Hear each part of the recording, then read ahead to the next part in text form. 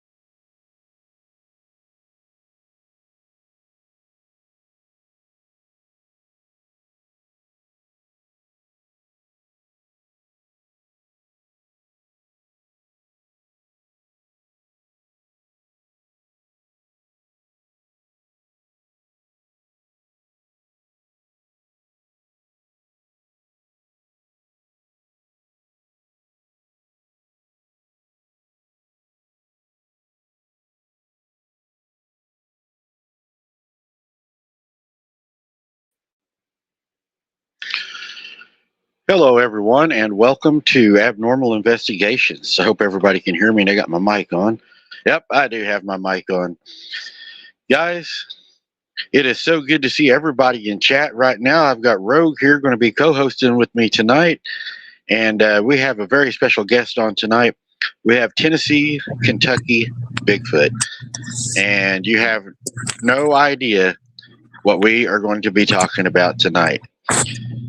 Rogue, I've already threw you into the show. You are live, and we are ready to get this show moving as soon as we do a little bit of a call out right now.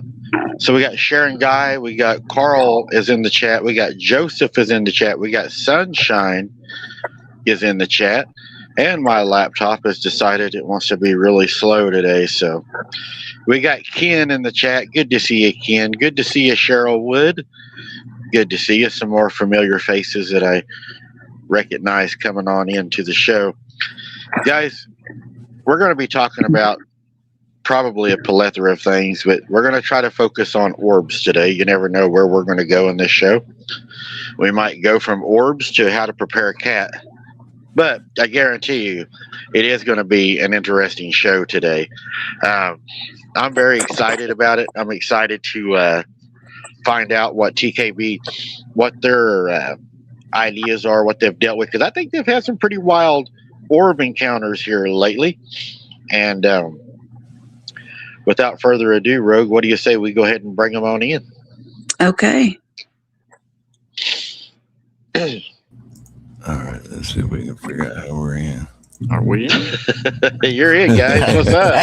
Hey, man, We're there. We're technically, I can't say the word retarded. It's not authorized. We're technically untechnical. We're technically going.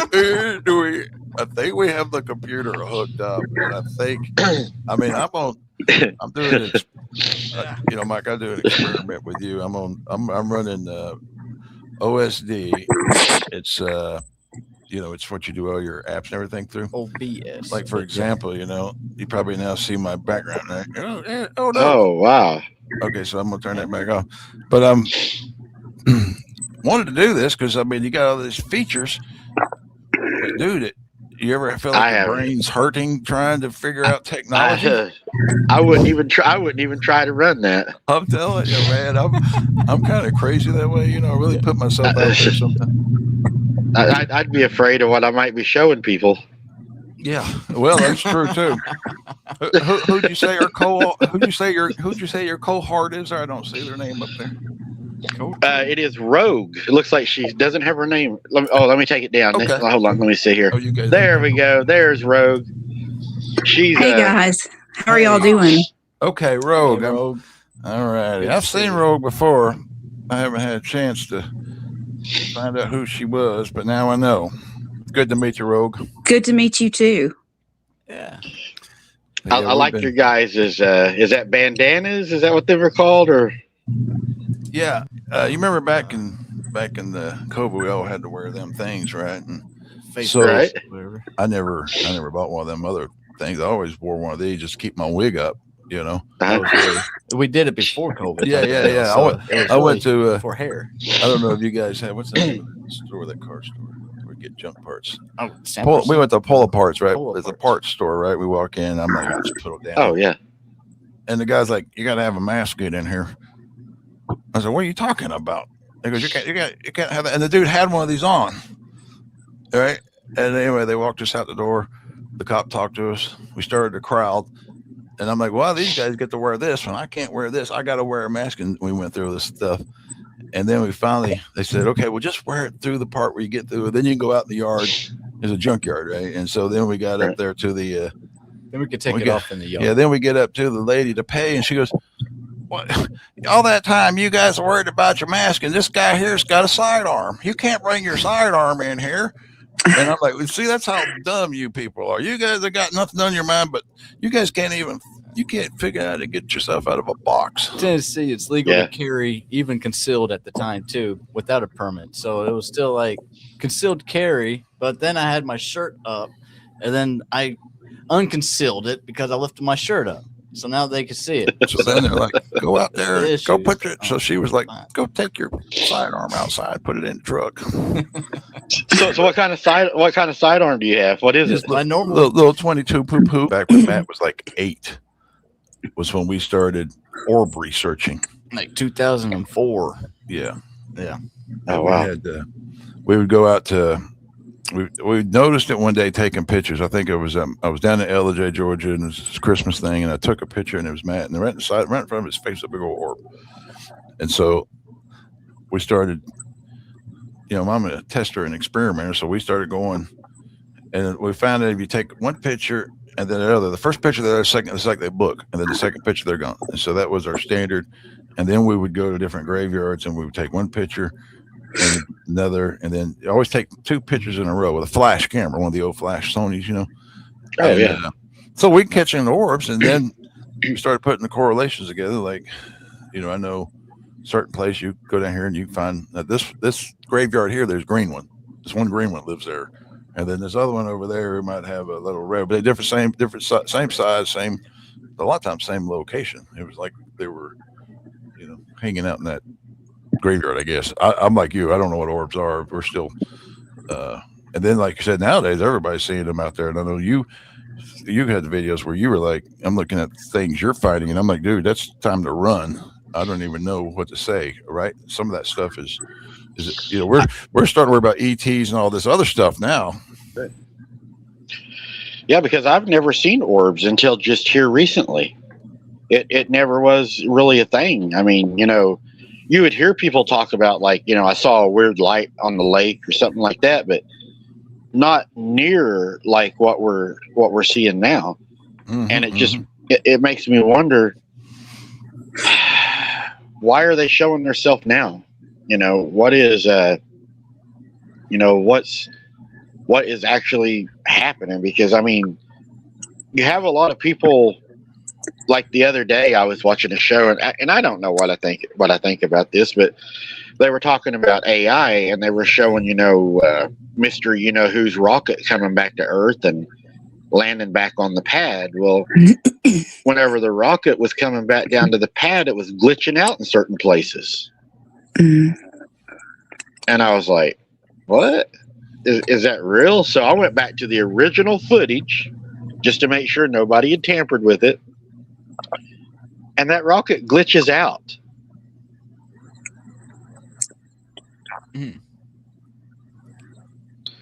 I mean, what it says in the Bible in the last days that Lucifer will be set free to deceive the world, and there'll be deception everywhere, and we won't know truth from non-truth. And it makes me wonder, how many lies right now are we living that we don't even know? Just like, what are they calling it now? The lab-grown meat now, they're calling it cultivated meat. That's the new name. That's what they're calling it. Yeah.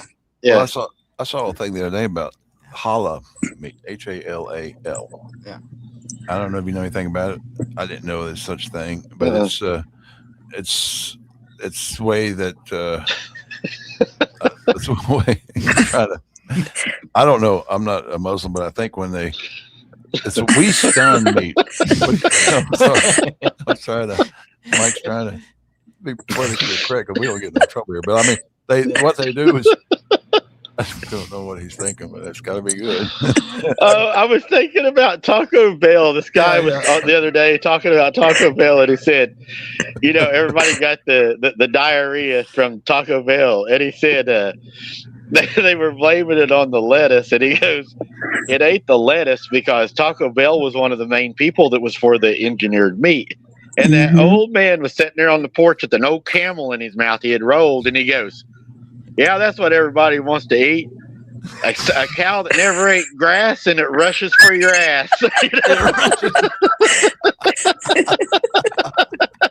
Yeah. I see why he was laughing. That's true. Well, I mean, that's our food nowadays. I don't like to think much about it. Chickens are fed corn. You're not, but just cut that. Shortcut. Get you some corn. You won't have to eat chicken no more. But yeah, it is true. We're really. I think most of us are starting to. Hey, what are we doing? Hey, Nanny, Pam. But it's like, I don't know. What are they going to do? Start selling like food knitting kits? Knit your own steak. Yeah. Print your own steak. Yeah. Picture it and imagine and eat it. Yeah. And here's some extra napkins. Golly, that almost sounds like the Jetsons cartoon, don't it? Where you would program, what they wanted, and it would just come down the little chute. All right. Mm-hmm. But anyway, let me get back to Hollow, man, because you got me off. H-A-L-A-L, Hollow, and it's when they kill the animal, they slice his throat, they bleed it out in the name of God, Allah, their God. I'm not sure how that works. Or something. Yeah. And as a Christian, we stun our meat. We don't kill it in the name of God and that kind of stuff. It's just different religions, right? But I didn't know it. But they have. You got to be careful what you pick up in the store because I had to look it up. I'm kind of like, what? It makes me nervous. Walmart sells it. A lot of places sell it. And you'd look at that on the back of the package. It'll say H-A-L-A-L, the little picture of it. That's and so I don't think it's, I'm amazed that it would be with the regular meat. And, but you can find it about Walmart. You can find it in Aldi's. I didn't say Aldi, did I? With a 33 symbol, you look at their symbol. It's like 33, and it's Aldi. Anyway, Right. Yeah. Yeah. 33, however. But you can. But some lady was talking about she's going to feed it to her dog. That she didn't know she picked up the wrong meat, and it was a little pack, little $5 pack. But you might be picking up sacrificed meat in well, the that's name kind of of some religion. That's what it is. And I don't know what that would do to the meat, but it doesn't sound like something I want to eat. Something that's been done like that. That's But it's weird in this country that it would just slip through the. That they're doing it without telling us. Again, you just go, okay, I got to read everything on this package to find these little secret things, right? Mm-hmm. Guaranteed never grass fed. Mm-hmm. Never grass. So Ken says 1.5% of Montana beef ends up, and if you Google it, about 80 or 90% of the cattle in the United States is owned by a few people that live in Brazil. You're like, what? No way. I'll go to that one. You're like, oh my God, really? Yeah, we don't even own our cows. It's like 80% or something. It's owned by Brazilian. A couple people that live in Brazil. I'm like, how does that even work? How did we get that upside down. But, Mhm. I think I'm gonna start eating kangaroo. yeah, right there you go from Australia. There you go. I mean, Well, like I said, we talked before. We got the punching deers you're talking about. The deers that stand up and punch. But like we talked about before, yeah, you really want to look at wild meat. But but anyway, you want to get back on orbs because we get on food, we'll never get off, man.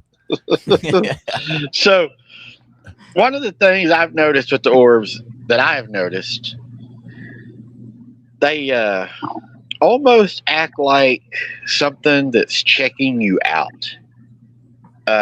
It's almost like they fly in, take a look at you, fly away.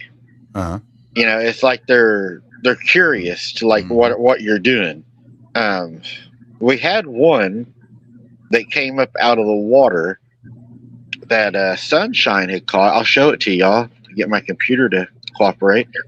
But it was coming up out of the creek while we were out there doing one of our shows, and it just,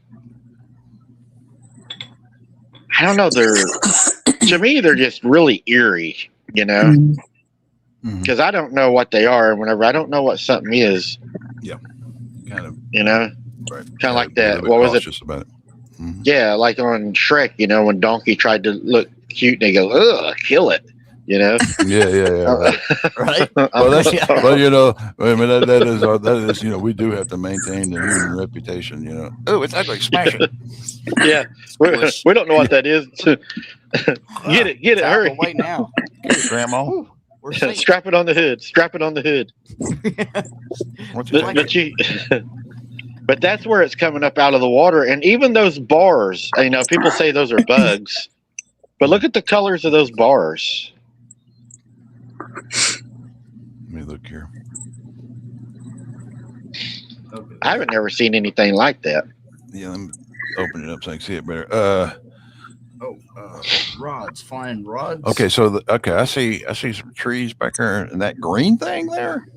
Yeah, that okay. So those trees back there you're looking at, Yeah, that green thing is like coming up right beside the bank. That's a creek. right. It's coming right either out of that bank or up out of that water by that bank. Right. And I'm on the other side of the creek. But what really fascinated me is look at the illumination of the light coming off of that. It's lighting up the trees even and the grass and everything because that's nighttime. Oh my gosh. That is really, that's not like anything. What we're talking about is like you have to use those cameras to catch them at night. I mean, what you're talking about is what, this is all brand new phenomenon, this stuff. I mean, the military files, all that ET stuff, they talk about a orange orb and it releases, mother orb is like always orange and it releases like little blue orbs. And that's what you're looking at. You're looking at an actual physical illuminating light energy source. That source is flat, you know, it's got its energy. Yeah, illuminating energy of ball light of something. Like a lightning bug that's big. A lightning bug that is big. That's crazy. Do y'all think that maybe because they are coming out to the public saying, hey, these things exist, they're here, do you think that's maybe causing them things to say, hey, they're saying we're here, so let's show them a little something? Yeah, I think all that UFO stuff, you know, we could say there is ETs or orbs, so that's kind of been confirmed by the government. So finally we can say, hey, man, they've actually got proof of this stuff. And but like you said, the human race, we have that power that we believe. You know, they do put it in front of us. That's what the TV's for. You know, the TV is to help. They design it and we build it because we believe it. You know, everybody needs glasses. Well, we're not grandpa never had glasses. New technology, you gotta need them. So everybody believes it, and there's a whole market just for getting glasses. You know, for example. Right. But, kind of like so, there is truth to that.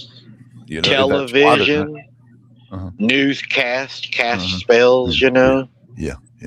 Yep. Yeah, because they know humans are the ones that we're the ones that believe and we're the ones that create. here, so they use our energy, but they got us creating the world that they want.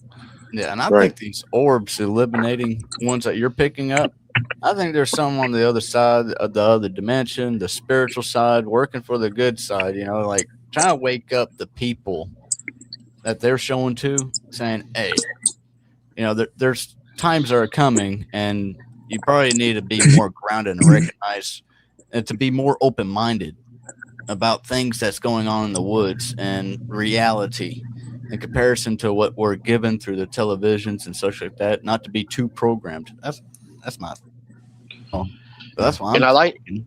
and I like that you say it. I mean, that's a great thing, because I was thinking too, you said that, you gave me an idea.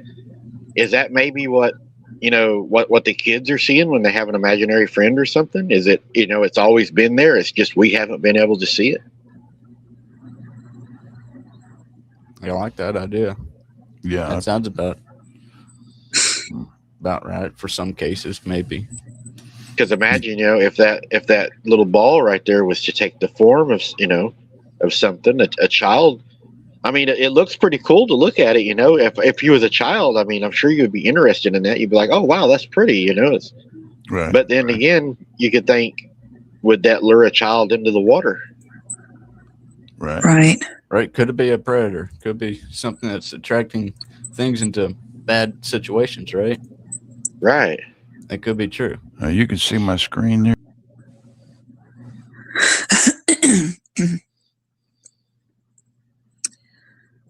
See if I can get that to cooperate with me.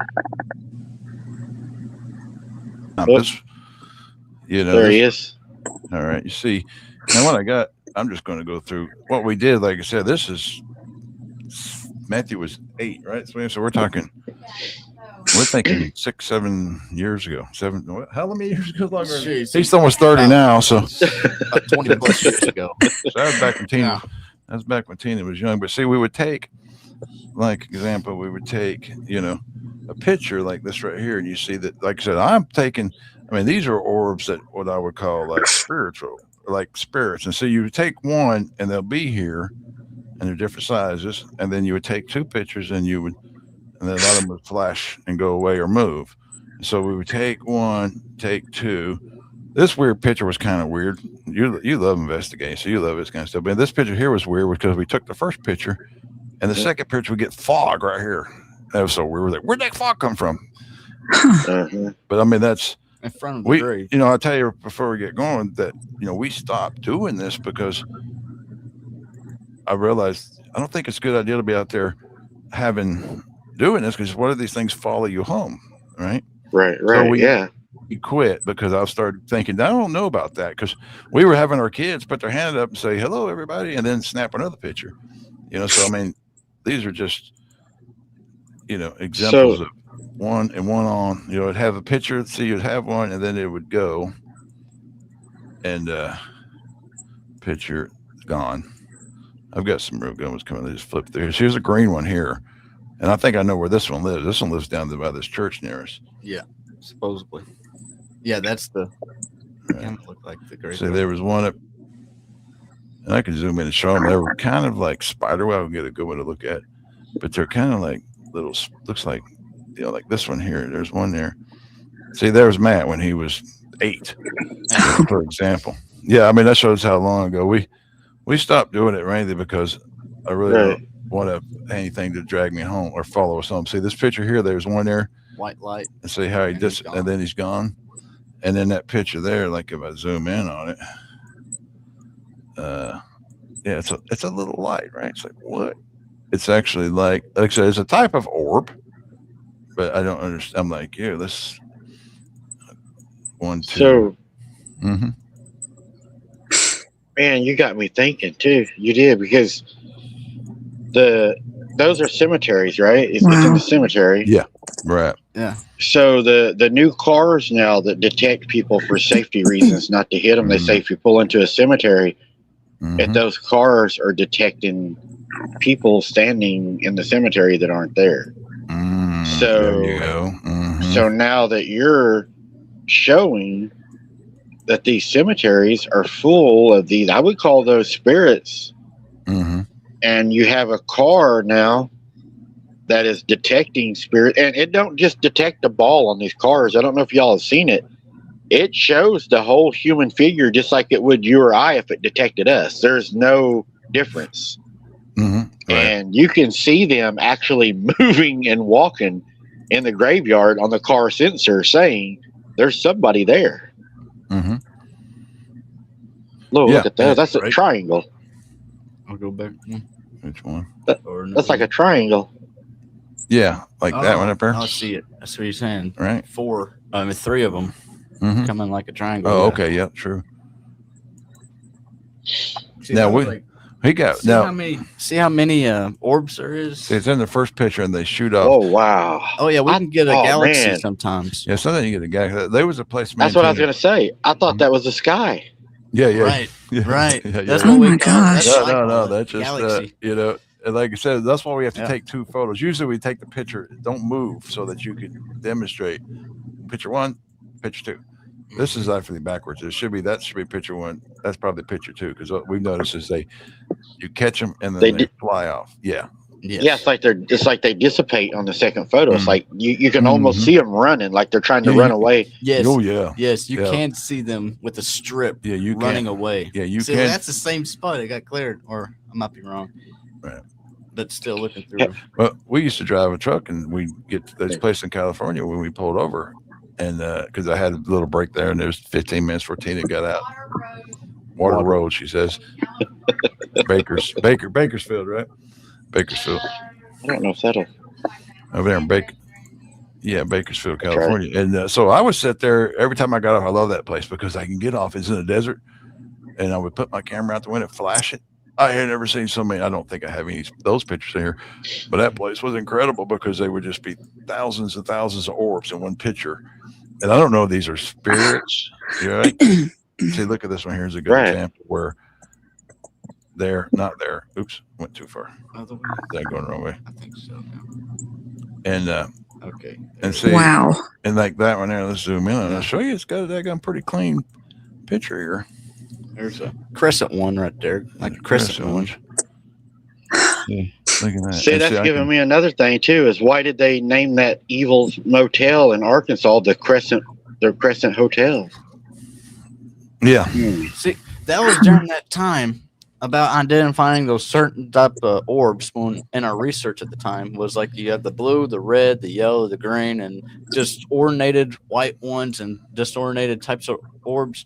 They did bring up a lot of things about the disordinated ones were like supposedly disgruntled spirits on the other side that are having yeah, problems. that's true. I And remember we started getting into studying the colors then- back then.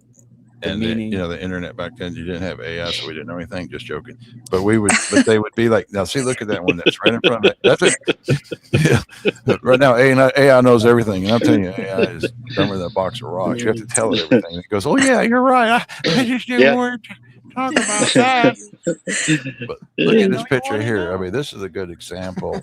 I mean, proof that these things jet, and like this one here. I mean, he's a little white dot in front of that.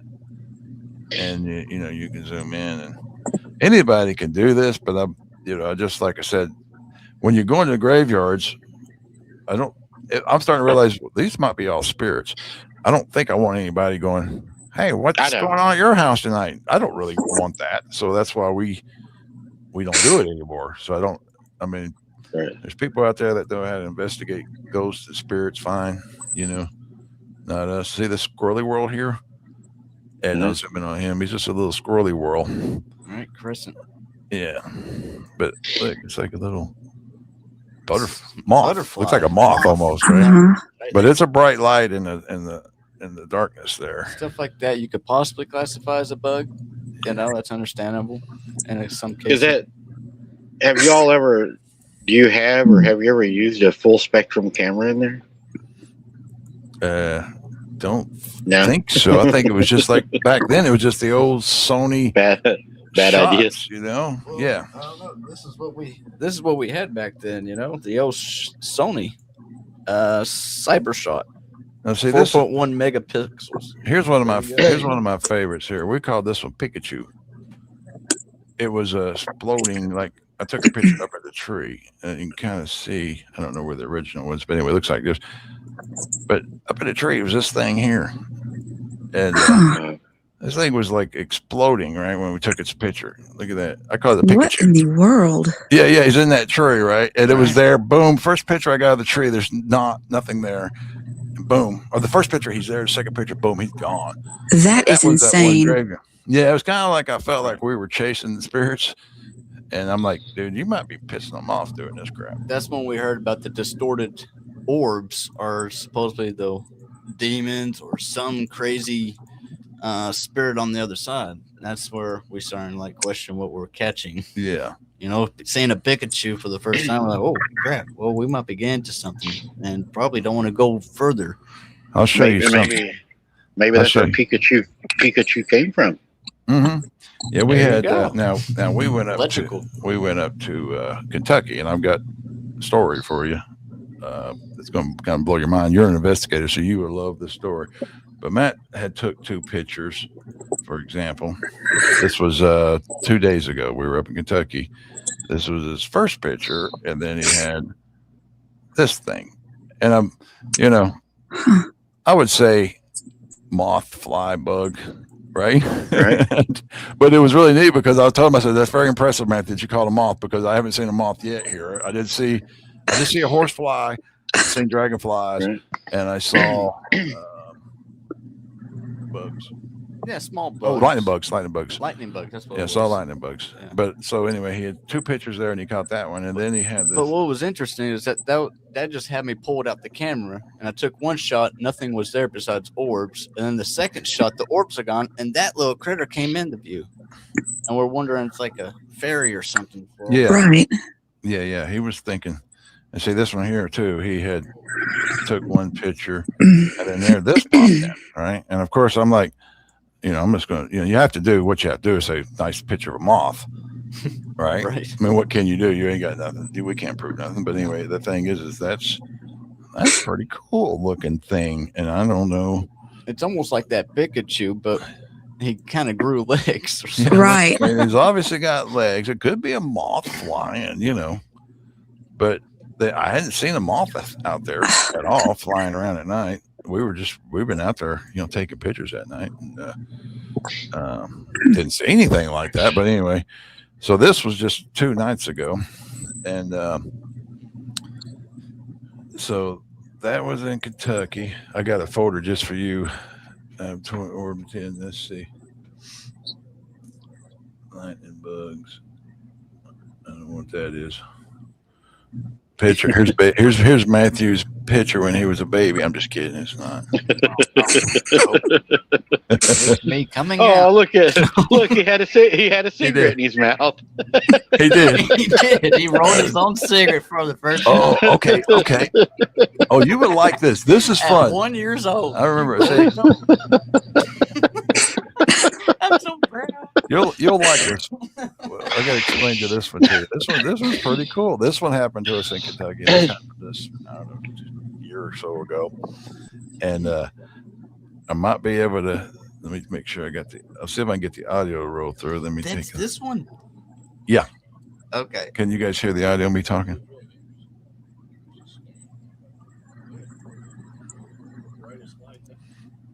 Could y'all hear me audio? I paused it. No, it was really low, but I'm thinking I've heard you tell this story before, maybe? I probably told it. Yeah. See, here's the control panel, guys. Ain't you loving all this? You got to run all this to do all that. I couldn't. No. Wow. Yeah, I know, man. Hey, Mike, you just have to hire somebody. Then you'd be like, dude, well, geez, they're going to take my job then because that's all they got here. Let's see. Yeah, I know. I'll be like, well, I guess I'm not needed anymore. Yeah, exactly. I mean, that feels. We're all been replaced. It won't be long till it'll just be an AI mic sitting here. Get it? AI mic. There I am. Got my AI voice and everything. Yeah. Gosh. What am I playing that for? Bugs. Humans must be eradicated. Yeah. That's the only way a robot could strive, Take away the smarties and get AI in. Is it any louder now? If not, I could just explain it. No. I know you're looking at this screen. Okay, I'll tell you what. We'll explain it to you. You gonna do the voiceover? Yeah, I'll do the voiceover. Okay, so what happened as we were sitting there and there's this light way out in the woods, and it was just a light just glowing, and I'm like, so we started walking over to it, and dude, you're the kind of person that will go out and chase a light in the woods. We're not. I'm not anyway. He's not. No. And so this little light was out there in the middle of the woods, just there, not blinking, just there. And then we started getting closer and closer. And I was like, no, dude. That's when I started thinking ET stuff. I'm like, dude, no way. I'm going back. And Matt's like, I can go over there and I'm putting my light on it. I can do this, right? I want to touch it. Yeah, I could do this. And so I'm like, dude, whatever. If you get abducted because you're chasing, right? I mean, you know as well as I do. Well, you go to chase these orbs, and what if you get abducted? I've already had a little missing time. I'm not. That's nothing wrong. So anyway, it's a true story because I'm like, dude, and I tell him, because I mean, I go home and I tell mom that some little gray dude took off with you. That's your problem, not mine, because I wasn't. But well, I had my little checks inside my head, like it hasn't moved this whole entire time. It may be turning off and on in one spot. So I'm like, well, it's contained. It's staying in one spot. It ain't moving.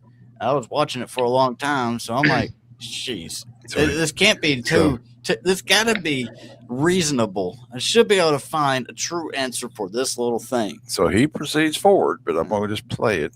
And you're probably going to find out here in a minute what it is. Gray ET. Gray ET. No. All right. I'll pause it when so he gets up to it. That's me falling apart trying to get up the ditch. Okay, now wait a minute, Matt. This right here. This got an interruption before I get back to the other part. This is still in the same video. In this video here, there was an orb light that was dancing around, and I got my camera out and I got pictures of it. And it's I had to do some coloration to get it. I'm going to speed this up to the point there. See this little thing here? I don't know if you can see my cursor or not, but this little thing was like moving around with a camera. I saw him, and as I was trying to record it was like blue. I'm talking about it in the thing here. That is amazing. Yeah, and it's like blue. And as I'm trying to record, it seems like it was trying to get away from me recording. It shot straight up, right? Oh my God. It's still there, kind of. Yeah, it's still there. Yeah. And so that one, somebody I got them both on this one video here. But then we'll get back to the. Oh, that's what I was talking about. So interesting. Okay, well, I'm gonna go all the way back to the. Oops, let me go all the way back to the beginning. So, anyway, I'm going to tell you what it is. So he walks out to it, and there was a lightning bug. Right there, you can pause it right there. That was in a cocoon, and there's a spider right above it. That wrap. And he was just on, like, just stayed on. Mm-hmm. But it was hanging out in the middle of the woods, one little teeny light. And anyway, that was just for me, it was crazy. Matt went over, and sure enough, it was just a lightning bug. I saved the day. A spider. Yeah, a spider had him little cocooned up. There's your little spider. But isn't that cool thing? But like I said, I went the other way. But it shows you sometimes your mind plays tricks on you, Mm-hmm. Well, I guess if something was really in the woods and it really had, a higher IQ, it wouldn't be too far out of the box to think that something would use those as a light, right? I mean, you could do that, right? Yeah, it's a good. Well, I bet you see that'd be a good idea for a spider is to catch a lightning bug, and there's his that tracks other bugs in. I didn't even think about that, but that might be what that spider might have been making a light trap. If you look over a cow field, I've done this after it was freshly cut from our neighbor. If you look across at middle of the night where there's no light, no moon or anything, you look over there, you'll see a bunch of little white dots all over the field. And you go up to one of them, you'll see that there's a little spider holding a ball of water above his head or something like that. And he's like emitting light. Dude, I have seen that, but I didn't know what it was. When I go out, boots on the ground, I see these little like reflections in the grass and stuff, and I'm like, They're everywhere, but when I would walk up on it, there isn't nothing there. Sometimes But it's probably because I'm, shining the light wrong when I get to it and I'm just not seeing it. Or it runs off maybe because they don't want me to step on it. Yeah, sometimes it's their eyes too. Sometimes you see them looking at you with the light reflecting back at them. Your light shining on them, shining back at you. So I've noticed that too, where there'll be just the spider's eyes or some creature's eyes. Sometimes, of course, we know, but yes, the insects shining light sometimes. Yeah. I got something for y'all. You tell me if you can tell me what this is. I even have a video clip of it after I show you the photo. So this happened to me when I was out one night. I actually thought it was somebody fixing to unalive me. But that's just crazy. So that's another bright, like red. It's on the end of that dead tree. And let me play the video for you. That's a branch that's purple and pink. Well, actually, it's from the light that's emitting off of whatever that is, that light source. But then here on the video, you can see it really threw me. Watch. I'm going to shut all my lights out. All my lights out. All my lights are out. There it is. Hello? There it is. No. Hello? Make yourself known. Hello? It's behind it. Hello? Hello?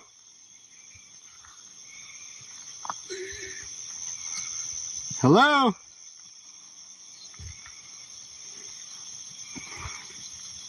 Hello?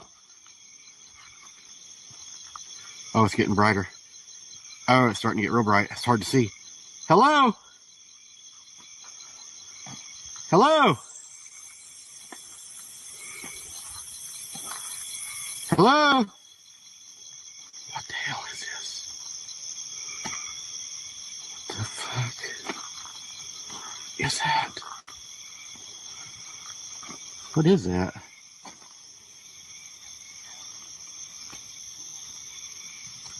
There ain't nothing there. There ain't nothing in there. Look. There ain't nothing there. Look, I'll zoom you in. There ain't nothing here. There ain't nothing there. Look. Look. Look. Same angle. Same lights. There ain't nothing there. It just disappeared. I did. I thought somebody was there, so I kept yelling hello. And the reason that I yell hello is because I carry an AK-47. Right. And I didn't want somebody to surprise me, and I get a little trigger happy. So understandably. It's kinda how it happened. Yeah, I have an AK-47. Its nickname is Dragon, and it has an IR scope on it. I can see in the dark really well with it. And she doesn't stop, does she? No, she's got 30 pills that she carries that'll cure just about what ails you. But Wow, that's. And then of course I carry a 10 millimeter sidearm too. That's like a 41 Magnum pistol. Yeah, I took. Yeah, we That's went. a big one. We went to Kentucky. Was just up there a couple of days, and I took his 9mm. I don't normally do guns. I just don't.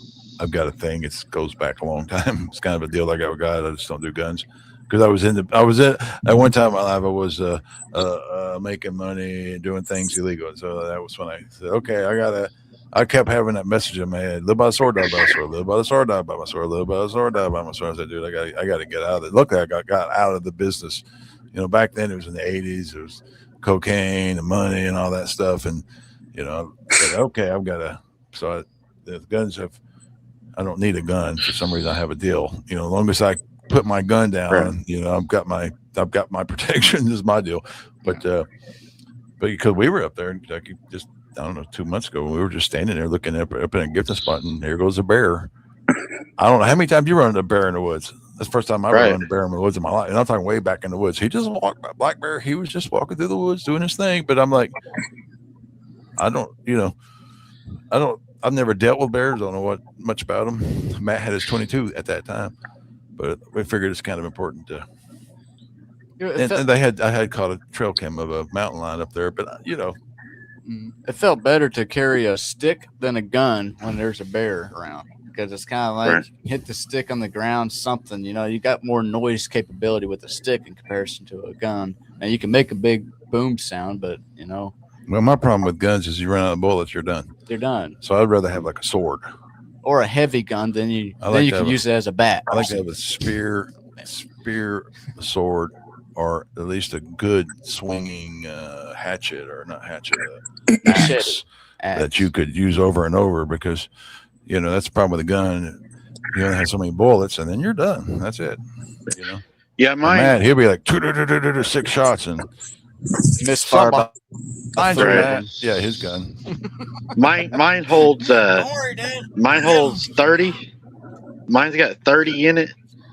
They're Czechoslovakian armor piercer rounds, and then I have an extra mag on me of 30, and then I have 10 in my pistol, and then I have 2 more 10-round magazines for my pistol, and then I carry a combat knife.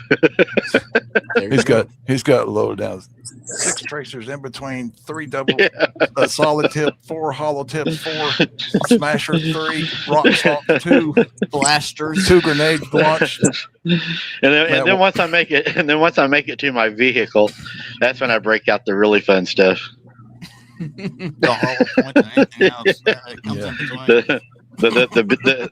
The BMG comes out. BMG, yeah. Well, we're don't make me get to the back of my truck, boys. I'm just getting warmed up. Yeah, we load down with steel. We have all kinds of steel apparatuses that axes. We got. Yeah, if I start, we had a log up there. So I could show you a picture of it one time, and it was just decorated. So we had problems. Everybody run to the log, grab a weapon. It was one of those. Throw the log at it. Throw the log at it. But yeah, we had. It'll mess up some stuff. Wow. Yeah. Yeah. So, you all had an orb hanging around inside your house or something, though, didn't you? I think I seen a video of that, or your shop or something. The garage. Yeah. Yeah. Here, let me pull it back. So, does it do anything? Does it move anything around, or? Well, no, that was just like, well, let me say one thing about, you were talking about the rods, the flying rods. Uh-huh. While I go look for this, you were talking about the flying rods, and I was discounting them because I didn't see them until warm weather. I didn't see them during cool weather. And I think we have 7, 8, 9, 10, 24/7 cameras, property cameras, all of them like 64 gigabytes. So I get 3 days we're burning, and I've got 3 or 4 of them are 4K, a couple of them are 2K, but we run a lot of equipment. But what happened was we were recently doing a cave video, and I was way back in that cave, and I caught those flying rods. No, there's nothing lives in the back of those caves. And I'm like, so that put it back on the plate. For me, it was off the plate. There is no such thing. To me, they were bugs. I was kind of like done with the rods, but like I said, I recorded them way back in a cave. And I'm like, there's nothing can live that far back in the cave. So I'm like, those flying rods are still something. Yeah. At the front entrance of the cave is where you probably see the insects. But no, we were way back in the cave, in the Murder Sister cave that we did. We were way back in there, and there was bugs way back there. And the bug had to go down into a hole, way on down up. They had to travel far in the dark, let alone them being insects and don't like the dark very well until they see a light. So it's impossible for for an insect to be back there. Okay, I'm going to bring it up here. Figure out which button I'm supposed to push. Nope, not that one. So, That one. is it your opinion that the rods are bugs, or do you think there's something else? Well, like I said, when I seen one way back in the cave, I realized they are not bugs. I've got proof that those rods are not bugs. I got proof. You know what I'm saying? When you go way back into a cave, they're not.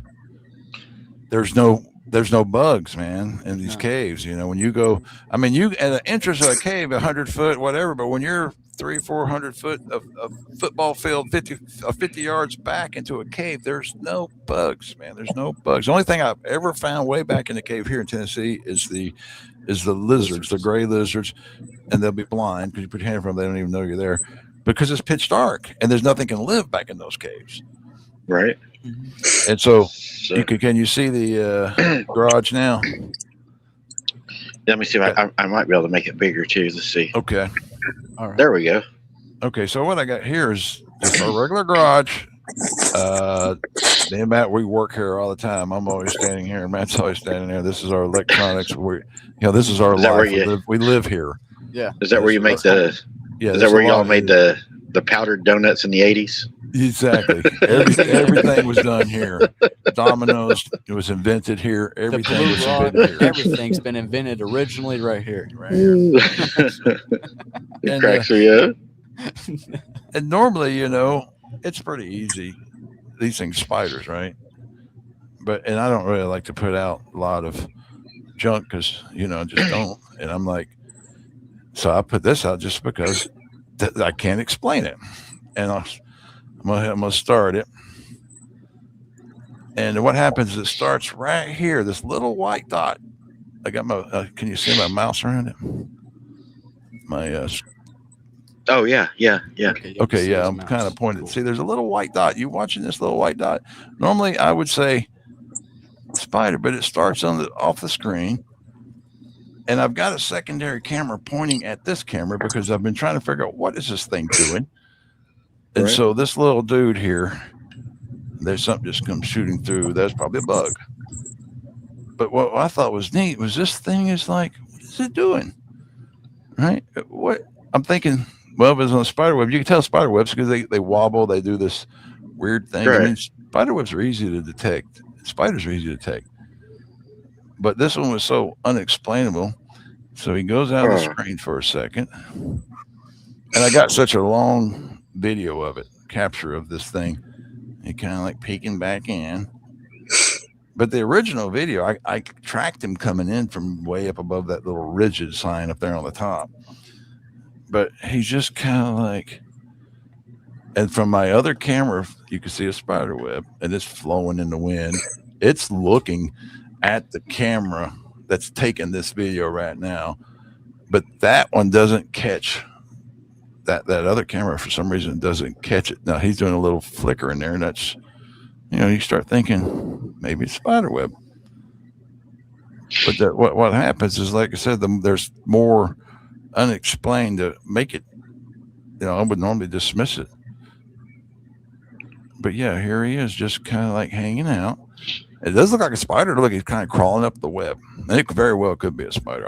Like I said, it was so weird that it came in a little teeny dot, but it ain't over. Some of the things it does has me question. There you go. See, it looks like, now I see a light over in the corner. It seems like he's split. Now it looks like he's crawling. So I'm thinking, okay, that's a spider. He's coming out of the way, and then he leaves for a minute. There's my little note. But he ends up going down and out to the left down there. We'll give him a second to get back. But it came from all the way over there to the camera, that much of a length. That little feller had to spread his web that far. That's one thing that's pretty interesting, I think. It's like, But yeah, our garage has had a couple odd ones, and that's, they've been back, but I've been able to debunk them, And this one here, it's probably a spider. It's just really unique how it's very, very tiny. It seems to come, they seem to come down from that arrow there, and it could just be, like you said, the angle of the camera, how it catches it. Right. And I don't know. I don't think that's a spider. That the way it moves, it looks like it's like floating. Yeah, I think he's coming back in, right? Yeah, he's getting ready to come But back I mean, to the party. But if he's got a this- if- shadow too. If these things can materialize, though, who's to say that they wouldn't materialize as a spider or, something else? Mm-hmm. Right.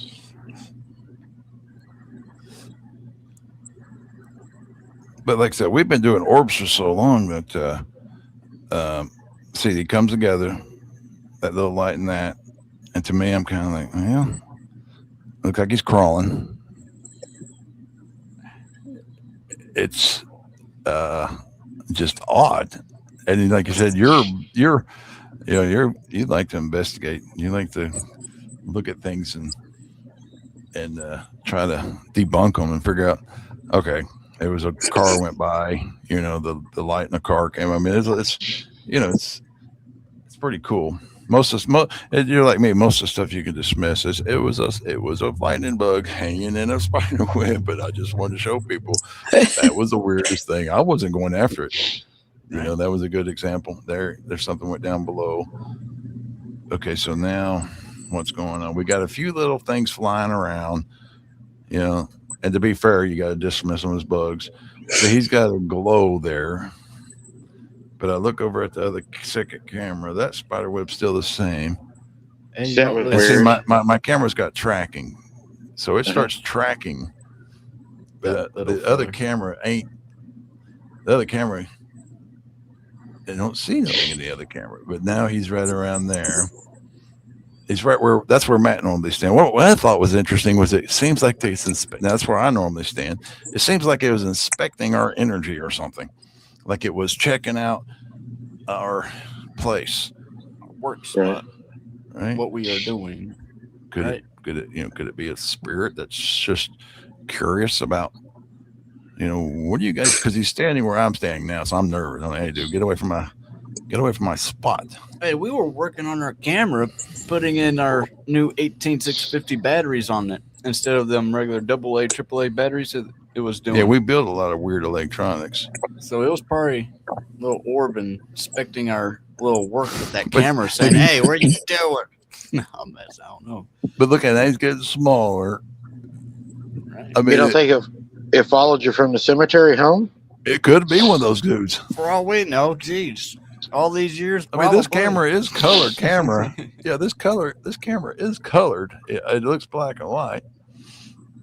But see, he's back. IRF light, but yeah. But that other second camera's not picking anything up.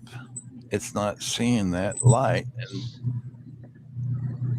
And now I can see there's something, but I can see the spider web. There is a spider web second camera, so I know for a fact there's a spider web. But that spider web is moving a lot more than that dot is. Right. That spider web's moving, and that dot is hanging down. Now check him out. Where's he going? Right, he's going down. The whole amount of territory it covers, like it's exploring. And like, do you have any like electronics running right there that it may be sensing the energy off of, or there's any batteries? There's an outlet right there that's got energy. See, now he's gone down below. He's like right where we work. That's our workspace. He's standing around. Look at what's he doing? Running into something. There's some screwdrivers and now see there's a mirror. So what do you expect to see a reflection in that mirror? There's a mirror right behind him. Did you see that on the floor? That's what I was looking at. That big one floating across the floor. Yeah. Was that a big one, or there was a shadow went across the floor? Right. Look at that dude. He's going out down there. What in the world, guys? The more you study it, it's just the uniqueness of how much time it took. Yeah, because right down on the floor. Yeah. Where that white thing's laying from that table leg, there was a shadow went plumb across that. Right. Yep. Let me back it up just a little bit. Yeah. Because like you said, Let's try that. All right, let's see. Oops. Let me go back to Max here. Right at the bottom. It was right at the bottom. He's right here. Bottom right, you saying? Oh, just at the bottom on the floor. You'll see it go across.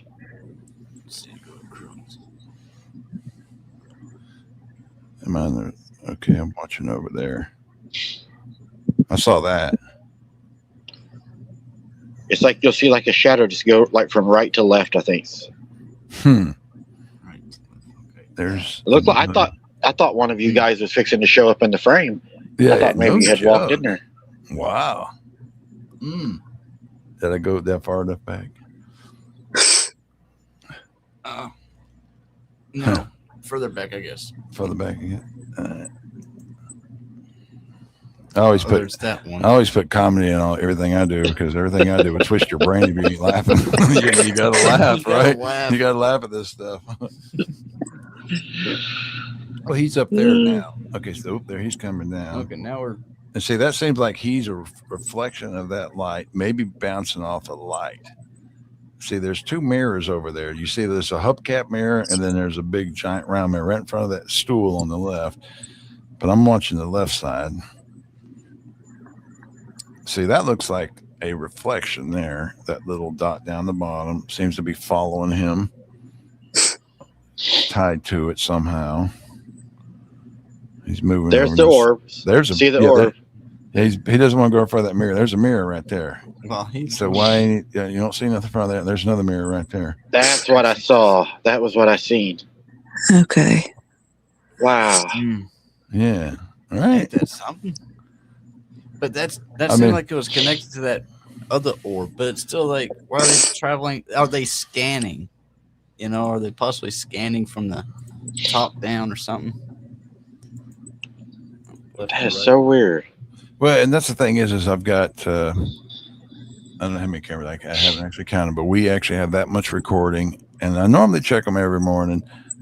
And been catching orbs and fairies. I got pictures of fairies. I'll show you some fairies and stuff. I mean, what I call fairies, but they're just I can't explain it. Like we've been doing it for so long. I'm probably going to have to apologize to Sunshine after this show because she was finding rods and fairies and stuff. I told her she was crazy. Yeah, I understand that.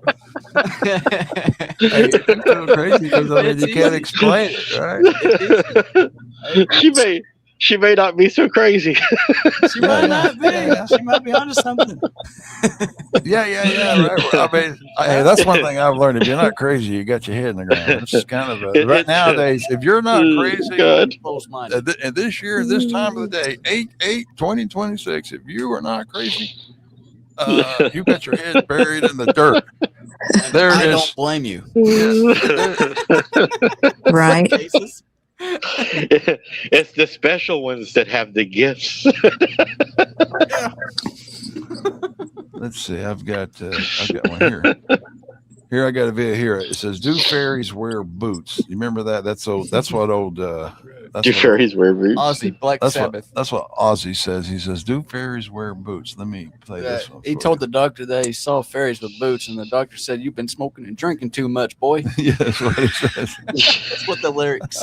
And now you gotta go. Maybe Ozzy wasn't crazy. Because maybe there is fairies, and they do wear boots, dancing with goblins or something. Oh my God! I seen a fairy dancing with a goblin in the pale moonlight.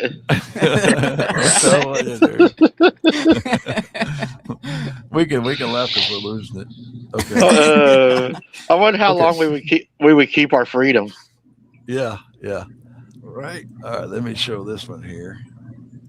Click on this button, I click on this button, and I click on this button, and I click on this button.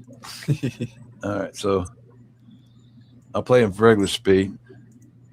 But I don't know, guys. Don't know when to shoot the messenger. Mike and me and Matt and everybody, we don't know. We're just catching stuff on cameras. Don't shoot us for finding weird things. We don't know what that is, but I guess it's a moth that's having a butterfly, having a great day, partying around at nighttime. That's the regular speeds on a blink camera. But like I said, I know that people go. Sometimes we roll our own tobacco and we go film bugs flying in the light. Yeah. We love catching orbs on those lakes and sticks and hanging out. Right. Sometimes we love too much tobacco, but we love nature. Yeah. Hey, I love nature though. Fairies wear boots. Going home late last night. Suddenly I got a fright. Yeah, I looked through a window and surprised what I saw. Fairies with boots are dancing with a dwarf. All right. Ozzy, right? All right now. Oh my God. Right. But, you know, hey. Oh my.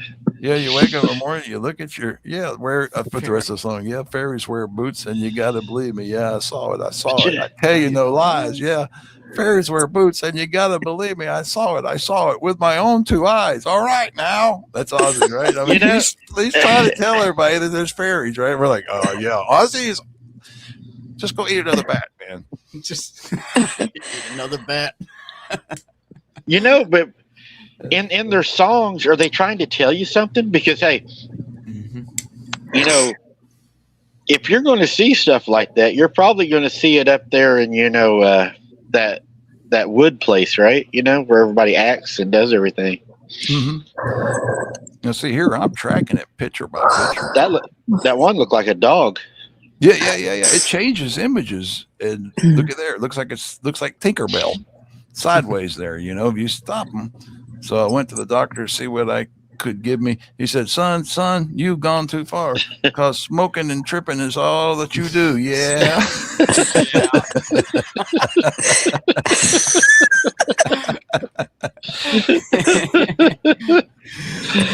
Oh, Lord.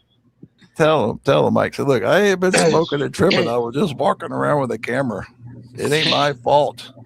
That's so funny. Doc. So, do you all know anything about wells, like a water well? Are those like known to be haunted or anything like that? Well, wells. I mean, it's water. It's got all. Well, that's the thing is water, man. That's where a lot of power is, right down in these. A lot of people think that the deeper down in Earth you go, the worse it gets, but actually the deeper you go, the more purer thing is, especially water, especially spring water. The healing is water is the stuff that comes from really, really deep waters, And so, I mean, that's one thing I know about the waters and wells. I mean, we have a spring, but you could also say we have well water because it's, dug down in the, under the floor inside the building. Yeah, it's down in the ground, and but we're definitely the water that comes through. When I pour a glass of water into my cup here at the house, it hasn't seen light in 1,000 years because it's been coming. I'm coming out of the ground, dark, deep ground. So it's got some kind of purity to it, But water has all the memory. Of course, we know all that. And but let's say something happened to a well, right? Could they do something to make it change the energy of that well? Right. Well, there's another thing is the whales and dolphins and all them. They got crazy sonar type of sounds. You put your ears under the water, you start hearing some crazy sounds from these whales and such. All them critters. So I mean, there's also ultrasounds and such healings that you can get from dolphins, easy births or something like that from dolphins, and who knows what else that's going on with the whales and such, Yeah, I don't know. Yeah, right. Yeah, there's definitely can carry energy, without a carrot. That is so weird. So, what if I told you I have a photo for you guys that I'm not going to tell you what we all seen. Yeah. I want to see if you all see it. So, I was on a boots on the ground, and I went to this well. I found it on accident, actually. There's a bunch of old wells in this old town. And there was something big and black standing there. Ever since that incident, this thing has showed up at different locations when I do my boots on the ground. Right. So we couldn't figure out why. So I started investigating the well, and I left a camera at the well all night just to see if we could capture anything, at the well. Right. So we did capture something, I think, anyways, because You know, when more than one person sees the same thing, it's usually there's something there. Right. And we all saw the same thing, and people in our chat saw the same thing. And I'm curious as to what you all see at this well. It looks like something crawling out of that thing, dude. Like reminds me of the old things. The ring or the no. I'm thinking slip slop. The old movie when the flea slacks. The slee slacks. Oh, the slee slack lizard conehead thing. Yeah, the slee Say slack. that real fast 3 times. Yeah. Yeah, is that what you see? I mean, I see a slee slack coming out. No, that's something. But yeah, that's not what most people saw. So I'll help you out a little bit. Picture a woman sitting up on top of that well. Oh, wow. Do you see that now? Yeah. The breasts, the legs are apart, the head. I gotta the get legs a screenshot of this. I'm kidding. Wow. This is X-ray. Is she chubby? Mom's asking questions. Nothing, Mom. Don't come over here and look. I think We're here with Mike right now. We're on a live stream. Mike is the new Hollywood. At the wrong time. Mike's the new Hollywood.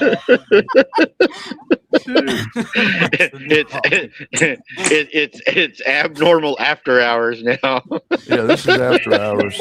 All the kids go to bed now. Exactly right. Dude, you're right, dude. That's amazing. Does it not, though? It looks like a woman sitting on that well. Yeah. Okay, I got to try to flip back to my other image and see if I can get that back because I'm having a hard time getting back to that old image. I don't know if I can. If this will do any. No, that took it away, didn't it? Yeah. Wow. Yeah, it won't let me do it that way. Let's see if I can. That's good. That reminds me of that scary movie of that. What was that movie of The Grudge? It was like kind of like the Grudge movie, but the Ring. The Ring. It was called The Ring. Okay, I thought it was The Ring. Yeah, a little lady coming out of the well. Well, you know what I see? I'll tell you what I see, and it could be part pareidolia. Now, I actually do see the woman sitting on the well. Yeah. And the well's kind of hard to see in that photo, but to me, that well appears to have a lid over it or a cover over it. Yeah. It like she's sitting on it. There's not one on there now, but I inspected the well in the daylight. Right. And back sometime that well did have a cover on it. It's just been broke off. Okay. Now, on her, what would be her right leg coming off the well, because she's sitting up on the well. Yeah. That appears to me to be an older lady that's kind of hunched back, wearing a dress, walking like in front of her, maybe. Yeah. I can see her. Kind of looks like she's walking towards. Look like she's walking away from her. Look like she's got maybe sunglasses on almost. It's weird. And like a black vest. Yeah. That's weird. And see how she's kind of bent over right there. Yeah. You think maybe that used to feed more? If it's out in the woods, it could have been an old, what do you call them? You know, back then they got a lot down in the desert. For men's entertainment. You know, whorehouses.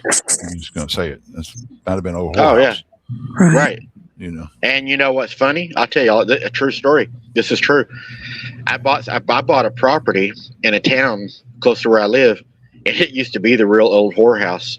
Mm-hmm. And I found stuff there out in the yard when we were digging up stuff, like from people in town that were still alive, pretty important people.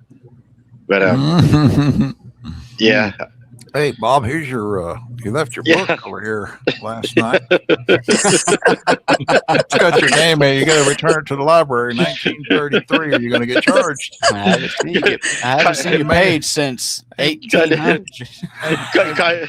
Kind of like that. Your library book. Like that. Forrest Gump.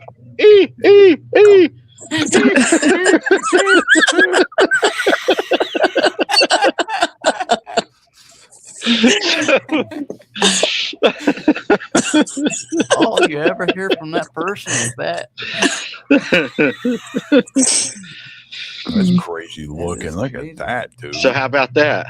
Dude, there's a face coming right through there. Like, dude, you got to stay out of the woods, Mike. I got a feeling there's. I'm just joking with you, but I mean, there is things. She's got veins, dude. Yeah, look at the horns on her. She looks hungry. Wild. Huh. Look at the big eyes, deep insets. Mm-hmm. Is that close to the water? Mom asked. Yeah, it's probably it's about 50 yards from the creek. 50 yards. Yeah, Mom says mermaid. Yeah, mermaids are fresh water. So it could be, Wow. yeah, it could be a mermaid because they do fresh water. They do more freshwater work than they do deep sea because it's just freshwater needs more care, I guess. But is that not crazy looking now? I mean, that really bothers me sometimes whenever I look at that. Yeah. Yeah, look like And, she's crying for some help or something. Is what Right. off the energy, like what happened to her. Uh-huh. That's why she's looking so distorted. Like Well, fuck, about you know. about 3 years ago, I caught a recording of a woman in that location when I was with Sarah down there. And the woman's voice in that recording said, "Why did we have to drown?" Mm-hmm. Mm-hmm. Right. And there it could be like witch trials at the time. where they was let a And about the whorehounds, this might add to it. whorehounds. We're gonna talk about whorehounds. Whorehounds handy back there. We don't have no whorehound today. Well, My grandpa's got playing a whorehound over at his house, but we ain't got none. dang, those whorehounds are good though. Well, they are really That good. gets That's really some good good. candy. Whorehound is. It's Man. good now. Can't turn them down every time. I went broke on those things before. Mhm. I hope I don't totally get off the topic, but so the whorehouses back in the day, from what one of the energies I felt from that was Call them the hooker house. hooker houses, or it'd be easier, I guess. But they lost their men. The men of the town went to a war or something like that, and then the town was left with the women, and then the women are just trying to build up, and then the outsiders and people that are trying to overthrow this place or wanting the land or something like that would just call them the whorehouse. When it's just a bunch of women trying to work. Yeah, yeah. And That trying to like Oh, get yeah. a life for that themselves. was some of the Sometimes. undermining of humanity as they would come in and they would take all the men from a town, right? And they would go to fight. And then you ended up with a lot of women in that town that couldn't run the horses or the mules. And so they had to, or they got to feed the kids. And so, that's been a common story. That's what war does, right? War destroys family. And then since the women are trying to make money, people take advantage of them. They use them, they abuse them, and then they call them whores. Right. Yeah. So you're right. You see how they just blacken. They have done really well at blacking humanity with the, because once the men are gone, women ain't going to, I can't get the mule to get out of the barn. I can't, most women ain't going to be tough enough to go out there and keep the farm too. That was another thing. Then they end up taking the farm. So, I mean, how that, you guys Right. well know humanity has been robbed. There's a lot of work very on the bad. farm. There's a lot of work on the farm. The inside work and outside work, and both works needs attention. And trying to do both jobs at once, just as one. There's something he inner got off of joke that in one. there too with the whorehounds. You got to keep everything on the farm happy, right, Matt? Gotta keep everything happy, That's a man's job, duty. Happy wife, happy life. Mhm. Totally dug the hole in that one for me. But yeah. Keep Well, life Matt, entertaining, it was good having this last show with you. Well, that was last show. Thanks, Mike. We appreciate you having us here. Yeah. We told you the last show that you were our last friend. That was our last friend. I lost another This is the friend. last. This is the last chance we had to have a friend, and we can't even have a friend. I was just talking about Candy. The chickens are going to eat good tonight. Yeah. Double time. But I'm not going to try to make friends with humans anymore. I'm done. Mike was our last chance to have a friend in the world, and we're done with that. So. Oh my gosh. It was good knowing you. So in that photo, do you guys see that thing leaning against that tree? That black thing?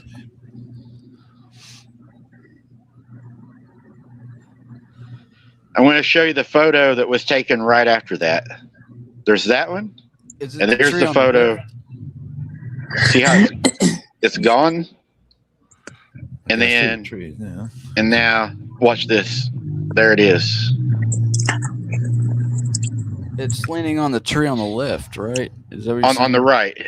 On the, like, if you're looking at the photo, look at the tree to the right and that black dot down below it, that blob. Black dot. Or like a blob in front of that tree. Like it's hunched down on the ground in front of the tree, right? Yeah. Okay, I turned my contrast up a little bit. Helps me see a little better.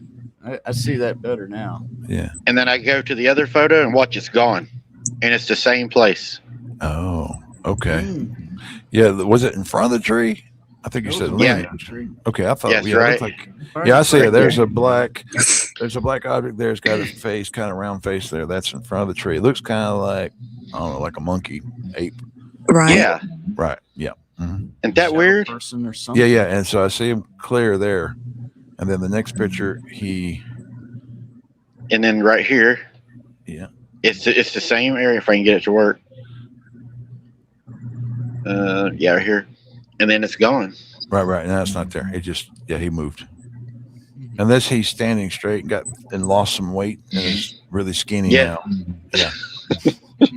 Yeah. Got some Nutrisystem. Yeah, he went to. Yeah, he got that poisonous stuff and put it in his arm, and he lost 20 pounds last night. Yeah, it's the new Bluetooth. Yeah, and Andy's liver. Yeah, So, I got one for myself you. from the internet. I'm about to do that myself too. I'm going to censor myself from the internet. I can't talk on the internet. You don't want to look. You don't want to look at no more whales. No, I don't want to. How do you speak any words without offending somebody? Because I'm telling you, you can't. I just go with it. Yeah, I was like I said, we're the last. That's it. When no one else comes on your show, call us. We'll be like, yes, Mike, call us because he ain't got no more friends. Yes, we're with them. We're with him. We're going down with the ship. So, do you see this dude looking at me? Is it the red face? Yeah. I call him the lumberjack. Right. Uh-huh.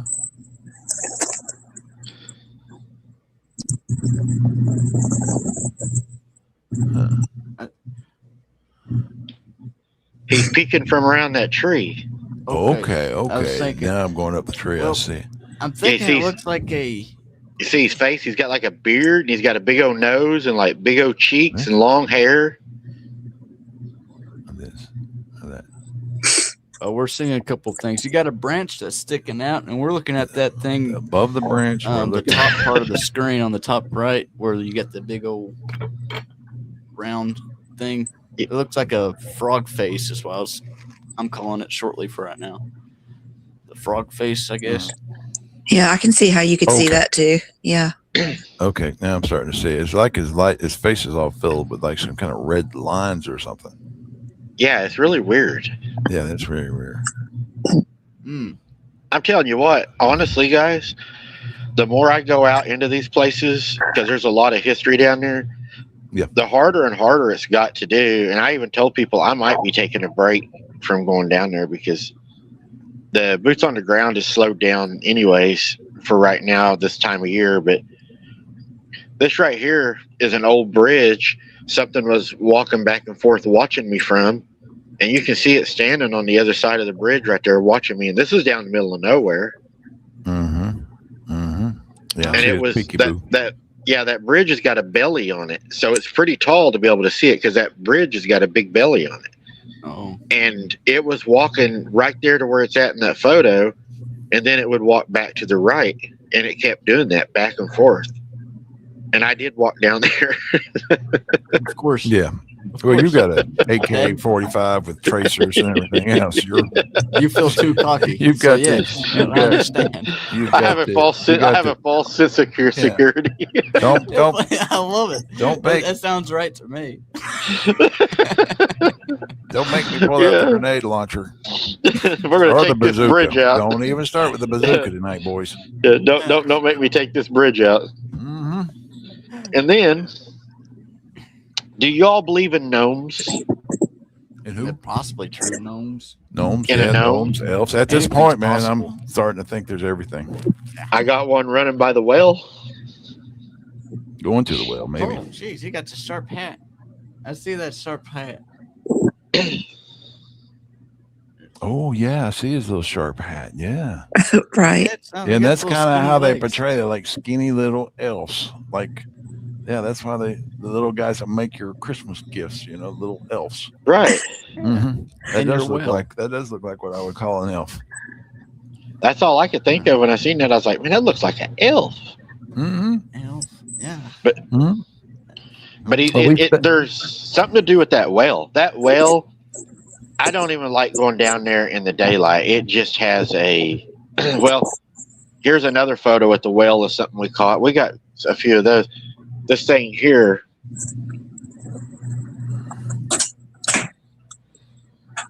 Is it the ET background in the back? I'm looking at the two eyes. First of all, I was wondering if it's a little gray right I see there. the two eyes underneath the number 2. The little First of all, I see his little head. alien eyes you usually see. So then I see a little.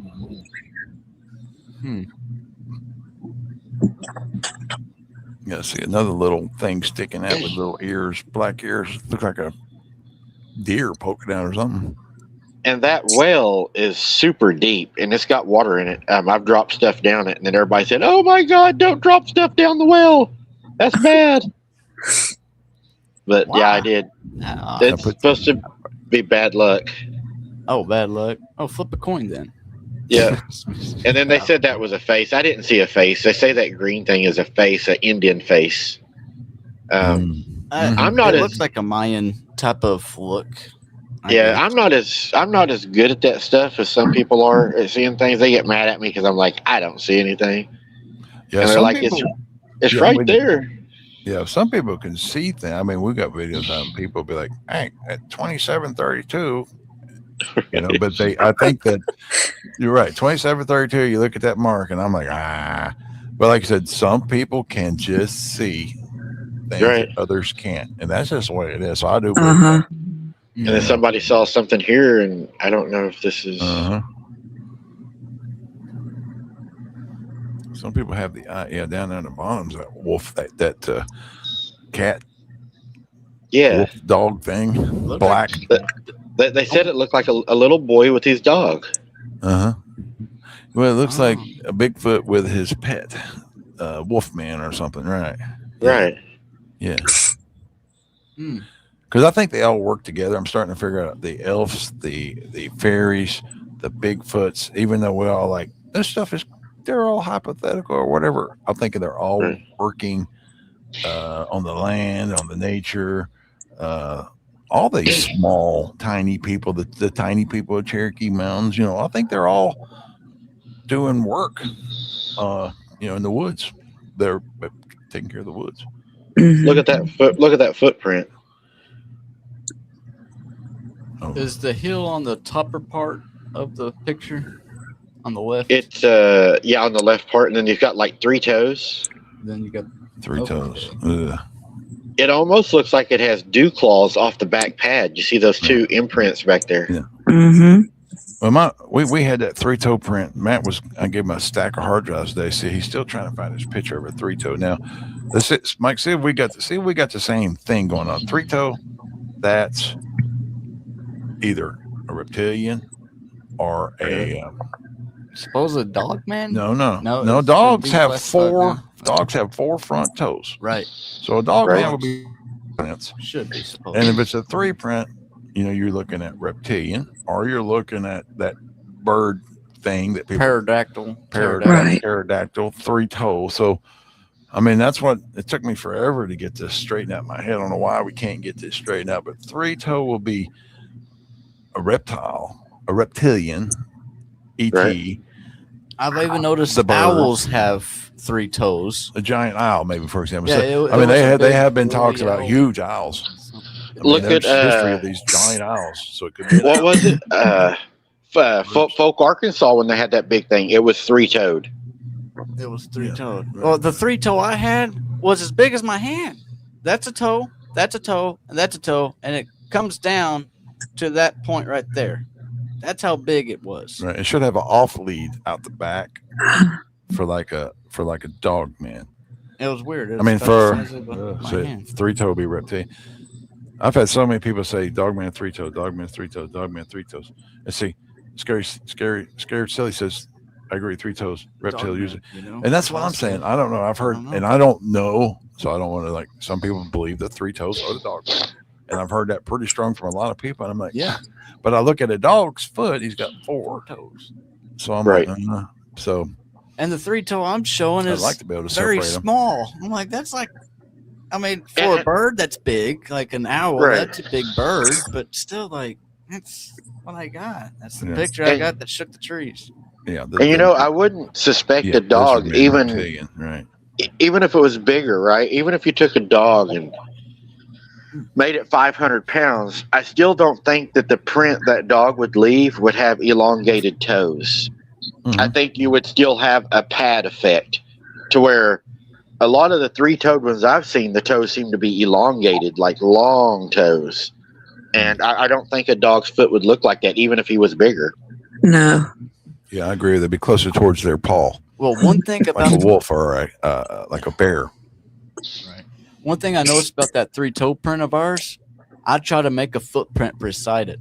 I could not jump down hard enough to put a footprint, my foot, onto the ground. I can't make an imprint. It was pretty solid ground. It was leaves and such like that ground, but I couldn't imprint no footprint with my foot.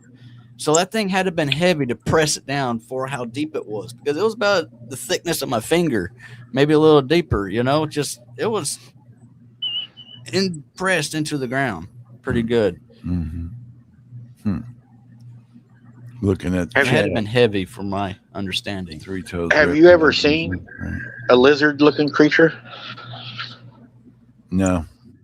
No, but I think we might have met one by accident. I've never seen one. Seen a blonde I got lizard in a- a cave.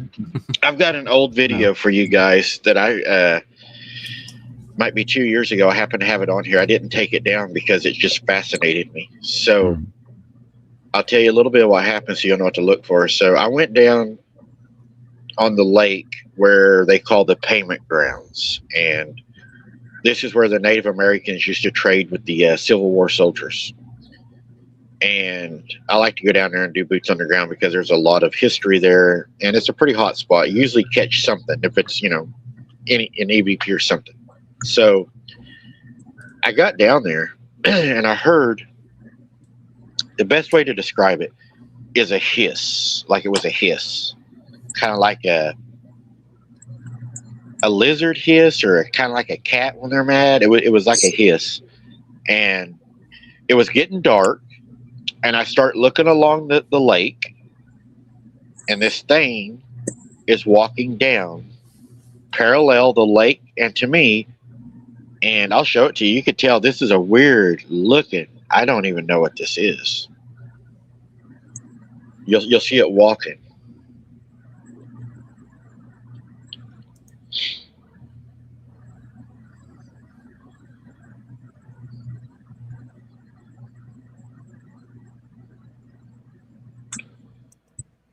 Those look like birds.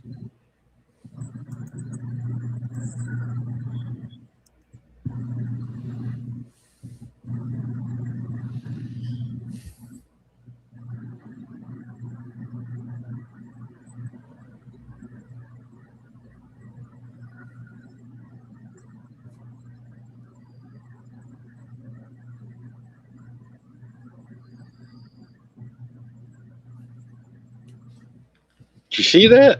Yeah. I don't know what that was. I saw the birds in the background, but I didn't see something crawling. Looked like it was a skeleton dog walking down the beach. Is that what it was? Yeah, it almost looked like an alligator. I'll play it one more That's time. what I so was you can see thinking. it. If it was something right there, it'd be like an alligator looking Yeah, it thing. looked like a skeleton. It was really, Stay out. yeah, it was really weird because I was looking for it. Right here, I'm looking for it. I'm like, what was that sound? And I happened to catch it and see it. It was really hard to see too. And I was zooming in, and that right out there, that's debris. It had flooded, I think. And then you come back right here, and I think this is where I find it. And it's running parallel to the lake. See it right there? It just came into frame. Right. And it's just like it's weird. It's like an alligator hunched back, kind of up high off the ground, running. And it was it was hissing. It was going like maybe some kind of little dragon. I know. I mean, we've seen everything else. Why not dragons? There you go. I mean, It's a Really? dragon. It's gonna puke up fire here shortly. Don't chase it, Mike. yeah, I actually It could be. I didn't chase that because I was like, that thing, on four legs, it could be pretty fast and it might be hungry. And it was close to the water, close to the water's edge. So I have this fear about being drug into the water, Yeah. I don't mind too much about getting ate out in the middle of the pasture, but getting drug in the water, I'll tell you, I have a fear. Y'all's gonna laugh your ass off at me. I do have a fear out here, and I have not been able to do it. I want to do it really bad, but I don't have the guts to do it. And I have tried on several occasions. I have drove to the location, but I tell everybody right now, I don't have the guts to do it. There's a huge cornfield down there, and I want to walk in that cornfield at night. I can't do it. That place has the worst vibe. I mean, this cornfield is in the middle of nowhere, and the cornfield butts up to the lake. I'm talking like miles and miles around. There's nothing. And the guy that I know that owns this cornfield said, this is what he said. I've had guys quit working for me because there was a guy running the combine one night. And when he was running the combine, he said a man ran out of the weeds out in front of the combine at nighttime, and they got their big lights on, right? Yeah. So he stops the combine. He's like, what is somebody doing down here? Because it's so remote, you don't just walk around down there. Right. And he stops. It wasn't a man. It was a wolf-looking thing on two legs wearing a flannel like a man would wear. And it jumped up on it jumped up on the side of the combine and tried to open his door.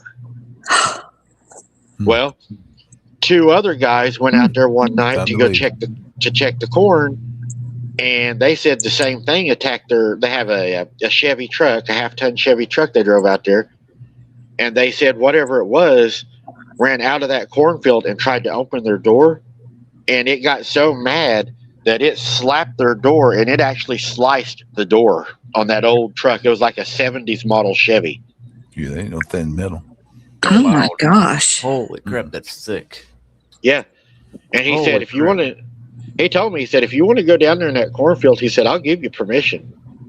But he said, you're going to have to sign a thing saying if you get hurt or whatever, I'm not responsible, because he said, he's got ranch hands. He said, my ranch hands won't go down there at night. And he said, they don't even like to go down there in the daytime. They won't go alone.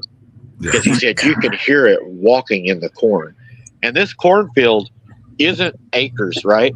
This cornfield is measured by miles.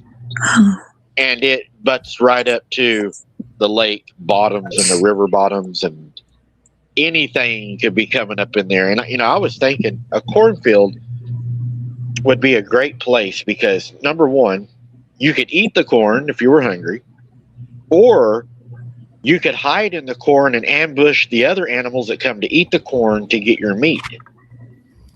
Mm-hmm. Now you got me. I was thinking this in the back of my head. This last little part, it's an ET is what was in my head. But I'm like, you got this little dog man thing. I wonder if he's like eating the ETs or protecting the the crop circles they do, the ETs do, supposedly. I don't know who does that. But if that farmer had crop circles, then okay, maybe my little theory is out of line. But if he never had crop circles, maybe he's a being that's actually keeping the ETs off of there. I mean, I don't know why or what. I don't know why they would do that, like you said, possibly anything that's coming into the cornfield. Maybe he's coming through, and I don't know. That's just my intake. I don't know. Shirley said that cornfields are not good. My brother harvesting saw things. I wouldn't help him when it started getting dark. I was out of there. Right. Never heard anything bad about cornfields.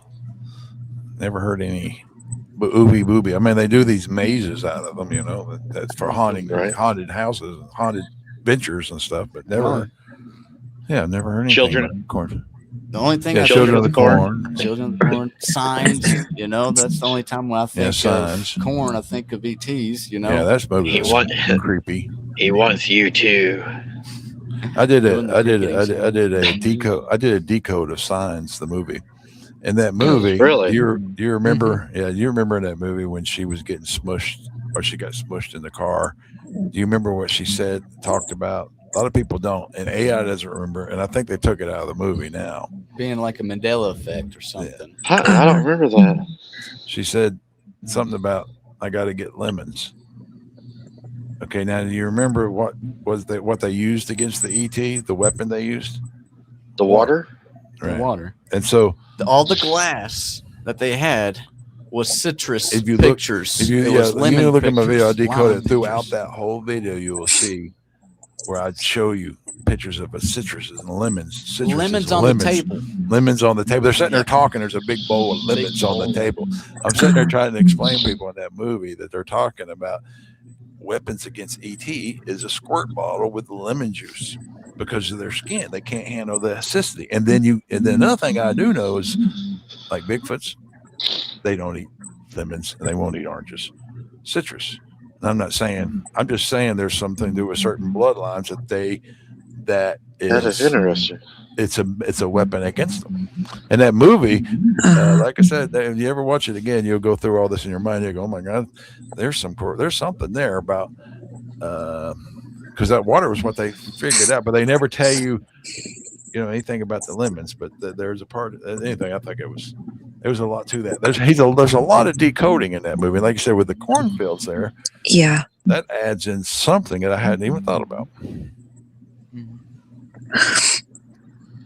So is that raindrop that falls? It hits that leaf. Is that a lemon tree leaf? Right. Didn't look at that part. Have to look at it. But you'll see the message about lemons all the way through it. Because now you got me wondering, because if that water droplet hits a lemon tree leaf, then it's showing that the water and the lemon together. Uh-huh. Yeah, because she kept saying the water's contaminated. The water's contaminated. Right. There's a strange part in the movie. Like I said, it's not there no more, guys. And you just look. You have to look in your brain, and you remember she said something about I got to pick up lemons, which was just no one even knew what it meant. And when I went through there with AI, and I was talking to AI, I think AI stole my ideas and turned around and called someone and said, "Hey, you guys take that stuff out of that movie. This dude's freaking researching us. He's figured it out." Because then it disappeared, and now I can't go back lemons. I mean, some people might remember, but she said something about I got to get lemons. And that was just a random comment. And of course, AI was like, didn't mean anything. Yeah, I did. Dad did actually get AI to say it, but somehow the reloaded and refreshed itself and said no. It never said anything about lemons. Yeah. But I do remember you got AI to admit the whole Mandela. But then it couldn't find it. And then it couldn't find it. I said in the movie, you can ask AI, in the movie Signs, is there any mention of lemons? And they'll say, oh, the part where she was dying, she talks about lemons. And you go, really? Can you be more specific? And I go, no, I made a mistake. It's not there. Yeah. So it'll do that to you. And you'll be like, dude, that's weird. Because it can't actually find it now. And it knows it's there. Well, another movie that blew my mind, and I didn't think about this till, not long ago, is one of my favorite movies I used to like to watch was The City of Angels, right? Oh, yeah. So I was always like, man, Nicolas Cage got it bad in that movie. He went for that girl, gave up everything, and then she dies. But then you go read the Bible, and it says that the angels that fell for the mortal humans were actually the bad ones. He really wasn't the good guy. He was a fallen angel that fell for the human. He was the one that God said that took women as his own, that he lusted after women, and he fell from glory to become a human to live in a world of sin and flesh for his fleshly desires. Yeah. And I was like, yeah, Mike, don't get me thinking. Don't let me get and share my ideas, because I'm like you. I think, Mike, listen to this. I mean, you got to be open minded, everybody. Don't put on your blinds and your ears right now. Sit down. I do that all the time. But I mean, this is a thought. This is a thought, guys. It is not. It's a theory. Push it. It's a theory. It's a thought. Please don't let words hurt you. My generation words didn't hurt us. Nowadays, certain words, people are offended by words. They want to. I'm like, it's a word. Why would you say that? It's a word. Please don't get offended by words. People need to. Words are important. We should be able to use words. But when I think about it, this is just a thought. I wonder if we're all fallen angels. We fell. I mean, if you think about it, you go, I mean, logically, no, I'm sure I'm not going to say we're sure of nothing, because I ain't sure of anything. I don't even know if fairies wear boots. But I mean, did we fall? And then another thing you got to think about is those that came to earth to help the humans. Did they leave heaven to come to help, and they call them fallen? There is a lot to try to unpack, because I mean, it's really the intentions of why did you leave heaven? Why did you leave God? And are you going back? And then we got into today. I was talking about the soul. I was like, the soul is a thing between you and the ground, and it's kind of like your Holy Spirit. The soul is between your feet and the ground. If you don't have a soul, then you have no connection to get back to God. Those type of things. But so I mean, that's just crazy. That's crazy thinking, but it's interesting, and you got to look at it and go, "Huh, that is weird." Right. There's something to some of that stuff. And Gary's right. Now they're saying in the movie, and I checked it myself, that E.T. never said E.T. phone home. I know he did, but I have the E.T. VHS here, and I have the CD. Oh, yeah. And I played them both and looked it up online. He does not say that no more. E.T. go. E.T. phone home. That's what he said. E.T.'s showed the sign of E and a T or something like that, and then he pointed at the phone, and then he did that home, and then that's how they figure out it's E.T. phone home. Right. They all got excited for saying E.T. phone home.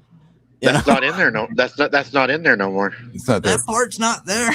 It's gone, dude. It's gone. It's gone. That's wrong. Well, I think that's what I call timeline bumping, because I think CERN and all these other colliders are doing weird things. Because you'll be like, okay, I lost my one sock, and tomorrow it's back. And I'm hearing a lot of people talking about it. And I'm like, I'm just kind of getting used to it now. I just call it timeline bumps. I'm like, you got timeline bumps. You're like, what are you talking about? I put my keys down over here and they were gone. Then 2 days ago, they showed up exact same place I knew I left them. Like, timeline bump. And I know, people are like, dude, most people are like, I don't want to hear this. I don't want to hear this, Jim. Just shut up right now. But I'm like, I'm just telling you, that's my explanation of this Mandela effect. It's bumps. They're bumping the timeline. They're bumping it, and it's causing.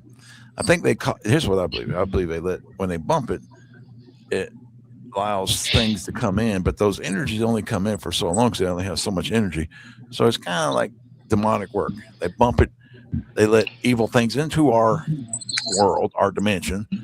But luckily, the good thing about it is they don't keep rolling. I don't know how much energy these evil things are that they're allowing to come from other dimensions. But that's why I think they're bumping the timeline. I call it timeline bumping. And it was really, really bad a few weeks ago. You guys all felt like I did, like what is going on? The energy was just weird. And then one morning you wake up and you go, the sun's shining and you feel good, but it's like frequency and energy of the planet all the time. Well, the Mayan calendar, this might fit into this. The Mayan calendar, and when it ended 2012, one thing I got in my dream once, and I wrote down my notes a while back ago, and it's coming to me now. That was the end of their blood sacrifice thing that they were doing. That's when they said that that's the day that they will stop doing their energetic connection to blood sacrificing and doing whatever they were doing back then. Right. Stopped. That was in my dream. I'm like, I don't know what this is, you know. And then 2012, CERN opened up and created their colliders. I don't know, guys. And I take him out. I take him out in the woods with me. You know. Yeah, I feel sorry for him. Does he have a connection with wildlife? Probably too much. I yeah. get dang moths kiss me on the nose all the time. Yeah, he gets bugs kiss him on the nose all the time. This dude is.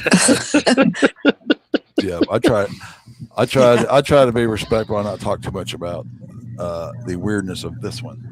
Yeah, I don't blame him. I try not to talk about a lot of things. But I mean, I'm like fascinated because I mean, this dude doesn't make stuff up, and the things that happen to him is like, dude, it just happened in front of me, man. I don't know what's happening to you, but you're like that dude from Signs or whatever. You know, the guy, the one that got hit by the flash of light.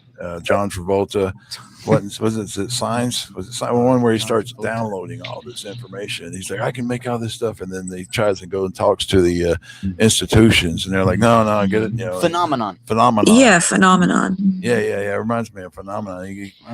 You know, the dude. Yeah, that's a great movie. I love that movie because the dude's like, you know, we can free energy and all this stuff, and he goes and he talks to people, and everybody's like, you know, I forget what happens to him, but you know, it sounds like society we're living in now. You know, people closed-minded, don't want to hear it. It's like, even if you can have a change, how can you change it? You're just one person, right? So I was like, still, it's like the same thing. It's kind of like the Bigfoot topic.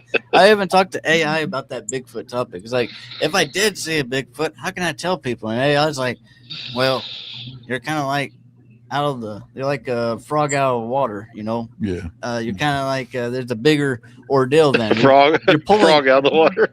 Yeah. Yeah, everybody else is in the water. While everybody else is in the water. Get back in the lake, son. You're a frog. You're a tadpole. You're supposed to be swimming, Get boy. back in the water. But you know, October, we're going to do movies in October for Halloween. We're going to break down like scary movies for fun and try to see, you know, if we can go through them and find things that people miss and everything. Yeah, that'd be cool. oh, that's cool. One of them we're going to watch. I was going to see if y'all have watched it. It's on Tubi. And what's the name of it, Ro? Something in the Woods or something like that? Something in the woods. Yeah. That's supposed to be really good. It's amazing. Yeah. It's sort of like one of those campy, like B type films. It's not like got great acting or anything, but there's just something about it.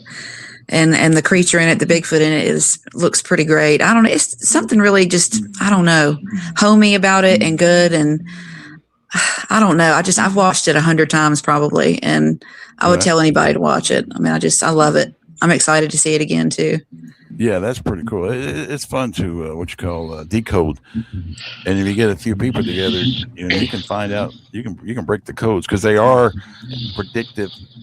You know, they're flowing in the truth, but they're also putting in things that they want us to create. So that's kind of what the movie industry does, right? They're to move energy, movie. I just made that shit up, but movie, right? Moving. But you know, whenever it's true, no matter what, I might be joking, but it's true. Hey, when I was young, energy, we're the energy. You know, we were so broke we couldn't hardly afford regular TV, and I would stay up late at night. And my movie night was Friday and Saturday nights. We had a channel called OETA Movie Club, and it was just an old channel out of Tulsa, and they would play, you know, 2 movies every Friday and Saturday night, and sometimes they were good, sometimes they sucked. And I had stayed up one night because I couldn't watch anything else. We had like 2, 6, 8, 11, and sometimes 19. And I'm watching the movie, and while I'm watching the movie, they said tonight's movie, and I'd never seen it. they said, we're going to do a movie breakdown. And I was like, oh, okay, this will be cool. And the movie they picked was Deliverance. And I had never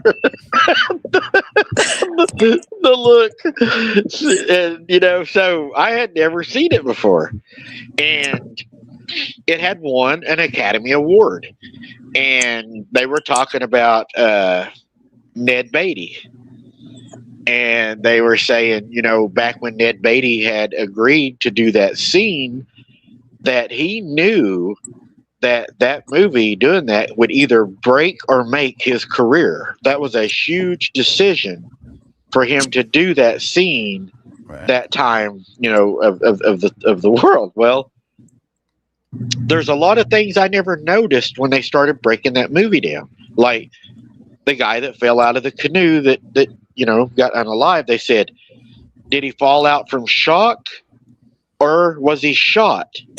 Because they kind of act like it could be either one, because the guy checks him for a bullet hole. And then when they kill the old hillbilly, his teeth come out. And they're like, is this the right one? Did we kill the right one? But there was one question in that movie, guys, that came to me that they never did explore. And it could be because my mind is warped. Right. But, if I was Ned Beatty in that movie, I would not have been friends with Burt Reynolds. He would have been left out there with that hillbilly. Yeah. Because I'm gone. He's paying for himself in that kind of situation. Well, but my question would have been, why did you stand there with the bow drawn and let him finish before you killed him? If you're my friend. I don't remember that part, dude. I'm not watching that movie again. Thanks, Mike. The movie's destroyed. I am not going to watch the movie again. Movie. A person, just let alone a personal trait. Well, what's happening is happening to Ned Beatty, right? And it's like that real intense scene where you have the pig sounds and all that. Well, all of that's going on. Burt Reynolds, because you're cheering for Burt Reynolds to save the day, right? Because of these bad guys. So Burt Reynolds, being the tough guy in the movie, they pan the camera over to him, and he's like got the bow back, and he's aiming, and I'm like, oh, okay, yeah, he's going to save him, but he never does save him. He waits till it's over, and then he shoots him. And I'm like, why did he wait? That's not a very good friend. I'm scratching my head on that one. That just doesn't make sense. And then what? And then it's like, what is the first thing they say whenever after it happens and he shoots him? He goes, "Hey, let's not let this get out." Yeah. Hey, don't tell my uncle. Don't tell mom. And let's go back to the house. And then at the end of the movie, they're all sitting at that dinner table eating, and you're probably eating dinner with the family of these hillbillies that you just killed one of their relatives and tied rocks around him and threw him off a cliff, and they're trying to keep their composure, and then all of a sudden Ned Beatty just like starts crying at the table, and they're all like, don't cry, dude, stop crying. And then the sheriff comes in, and then the sheriff is part of that family. Right. And right at the end, you can tell the sheriff knows that they done it, because he's like, don't you let me catch you come around here no more, Yeah. Right. But if you look through that movie, though, they almost foreshadow something bad's going to happen, because they start making fun of the hillbillies at the gas station. They're like, I really like the way you wear that hat, and the hillbillies like, you don't know a damn thing, they start getting mad. But it's always dramatized. Sometimes I've been trying to figure out the difference between a hillbilly and a redneck, and I had to work on it. Honestly, I had to think about it. I know you're laughing now. I'll tell you what. I'll give you a chance to tell me what you think the difference is, and then I'll give you my perspective. Because I'll give you about 3 seconds to think about that one. I was told growing up that was pretty much the same thing. Okay. Right. and I kind of agree with you because I was like growing up same. But I thought, no, they got to be different. So I've got to find the answers, right? You get into a problem, you got to find the answers. You're an investigator, you know how it is. I want the answer, and so this is my best go at it. Uh-huh. It's hillbillies stay in the hills, right? And rednecks, if you leave the hills, where you go? We live in the trailer park. You're going to town. You're going to the trailer park. Right? Yeah, right. I mean, we're semi hillbilly rednecks, but we still live in the hills. But we still go to town, so we're mixed. But we live in a trailer in the hills. Yeah. But I mean, you got I don't like from the group the hillbillies. But I like being. I'm more proud to be a hillbilly than ever. I think the way the world's going, I'm happier and happier in the hills. And a lot of people are starting to say, man, they made fun of the hills forever, right? Now people are starting to go to the hills. The hills have eyes. Buy a place in the hills. It'd be nice to have a little freaking creek in my front yard. Right? Now, that movie, I can't get into that movie. That movie mess with you. The Hills Have Eyes. Oh God. That's a whole other. No, I watched it. I watched it at HBO when I was younger. I ain't been back because I'm like, dude, my brain still broke off of watching stuff like that. That messed with me. I'm like a hillbilly, so seeing something like that, I'm like, dude, I seen that with a go, but I never seen that. What the hell is this show about? Boys, shoot the TV. Give me the gun. Grandma, my grandpa was that way, dude. The TV. Yeah. He never had a TV in his house, dude. And I tell you what. Maybe that's why I always had such.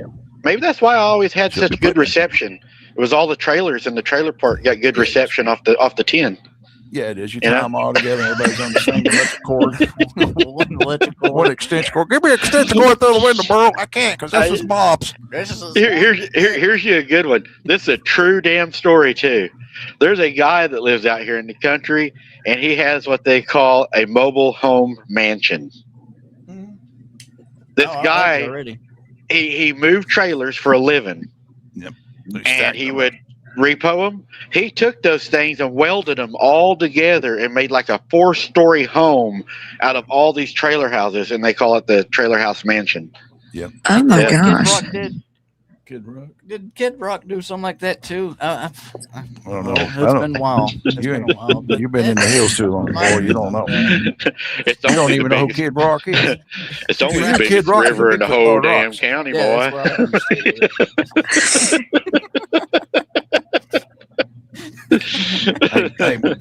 Hey, Mike.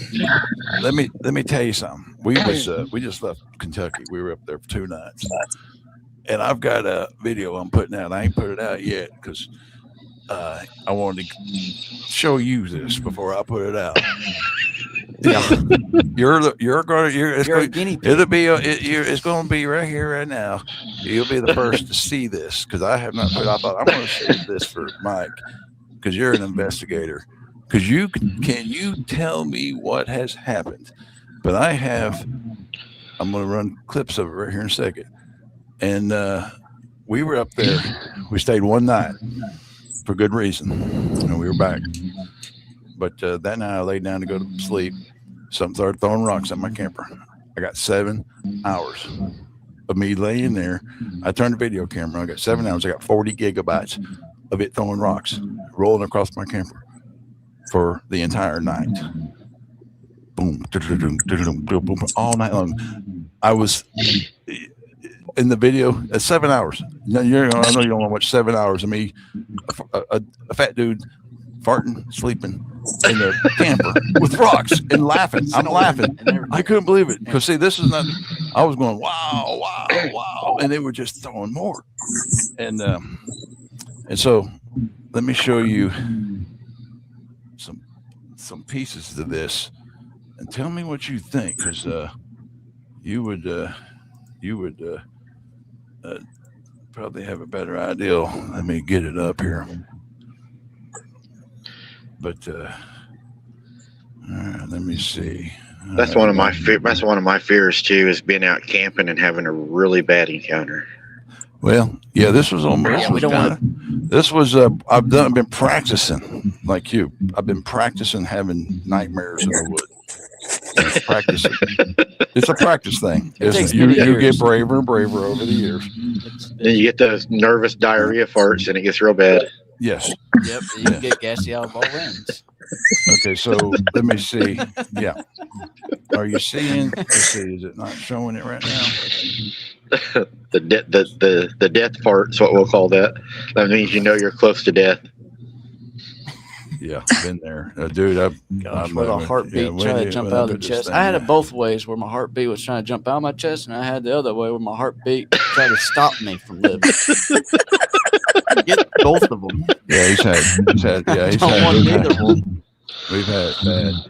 I pulled it up, but it's not showing it correct. It's showing it like that. I wonder why.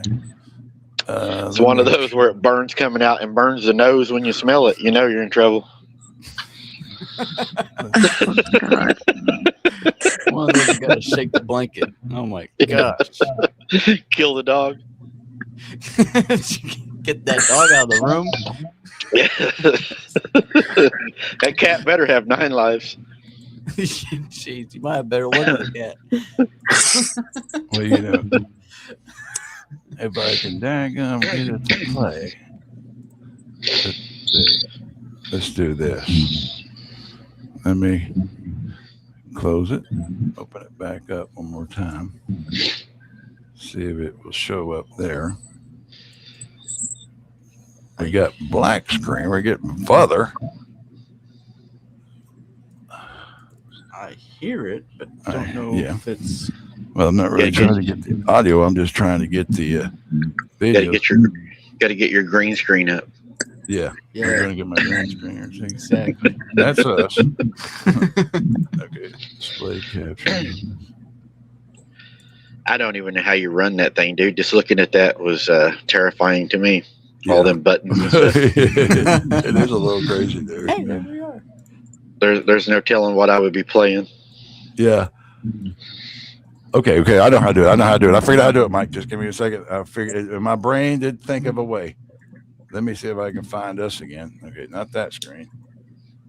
Let's see. That looked like life. That looked like life support to me. I found us. All right. First of all, I found us. Now I'm going to go. I figured out how to do this, Mike. I know how to do it now. You're going to be excited because I'm going to be excited because I want to show you this so you can tell me what you think. Okay, here we go. Just got to make one little connection. Here, I'm going to show you my stupid screen while I work here. Let's see, not that one. That one. No, which one is it? There we go. All right, so I'm going to say I'm so good. I'm going to click on this button here. You're like, what are you doing? I got to connect to this media. I got to add a media connection. See, this is so simple. I can hit browse, go to your desktop, find the file. No. I done threw that out in the yard. Where was it at? Let me look over here. Probably hit the trailer next to me. It was. No. It's under videos. No. I was just in it. Well, where did it go? Where did it go? Did you exit out of it by accident? No. It should be. Give me 1 second. It should be here. I think it's here. So are you doing that off a laptop or is that Okay. All right. I figured it out. Restart playback. Okay. Let me make sure my stuff is all correct. Everything looks good. Browse hit okay. Hey, that looks right. It's just huge. All right. Now I'm going to put this overlay this screen over this screen. Do you want it like that or do you want me to blow it up like this? All right. Probably. Now I can get to playing. All right. Let me bring this down. Or we can do it bring the like that. Up. Okay. It's playing. Okay, it's playing. Where's it playing at? It's playing on my screen. I got to play it from that. That's right. I got to play it from that. All right. Oh, yeah, here. Okay, Mike has. Let's make sure we are still on the show, and yeah, Mike still got us on. Okay, Mike still got us on. I just took make sure we're still on your show. Okay, we're still here. Okay. All right, so we haven't had to go to the backup right channel yet. Talking about our camper. This is his little camper. Wait a minute, are they talking? We don't hear Mike now. Did we mute? Oh, no. But Mike, you there? Can you hear? Check radio check. Can you hear me? Okay, I'll turn something off. Let's see. All right, what do you think I turned off this time? It's not in here. It's over here. It's over here. All right, let me open this up. Okay. All right, Mike, are you muted? Nope. I'm still talking. He's No. not Muted. Okay. No, unmute. You still can't hear me? Rogue, you there? Yes, I'm here. No, they're both out. They're both out. It's like We can see you. All right. Well, let me do this. Let me click a couple more buttons. Maybe that one. this. What? Never mind. He's muted, but that's No, that's that. Check. 1, 2, 3. Check. That's us. Yep. Oh, Lordy, we have destroyed it now. oh golly. We can see it. Let me turn him off. Let me turn off that. Let me turn off that. Turn off that. And it That's could, us. when you're playing the video, it could mute us too. Sometimes it does that. We're still trying to get back to sound. Now we silenced us. Yeah. We have done. That We have is done playing broke right something now. for some reason. That's this video that is playing. It's me too. It's this video here. I can pause that video. See, I pause that video. And that's quiet now. Yeah. I'll tell you, then I'm going to figure out what's wrong with my sound. Okay, so we slept in this thing, and We're silent. that's the camera I used. I'm kind of moving through it. I don't think. Oh, we're silent too. JB Lab. No, I can hear you guys. Back on. Okay, now we're back in sound. Okay, we're back in sound. And back over here. I tell you what, I can hear you guys. Okay. All right. So you can't hear us. And I got lights. I'm trying to figure out why I can't. We're trying to figure out what. Did you turn the speaker down over there? No, I didn't. Oh, touch wait a minute. I that. got X over here. I see an X. I see an X where I don't want it. That's the X Test. test. Test. Oh, Hear sorry. Okay, you. well, you're back. It was Whew, our sorry about the technical. not even Hey, our technical skills, dude, are just. But you know, untechnical. okay. I see my little head flipping in. Okay, now check this. Now I can talk to you. So while I'm showing you, so I can get to work. Okay. So I spent 7 hours. I'm showing here. I got 40 gigabytes of memory of recording. Right. That's what I'm showing. I go through it. I'm showing everything that's involved. I sleep in this camper. This one here. It's got the windows. See the glass window of the truck. This is where I'm sleeping. Matt was in that little thing behind us. The trailer. All right.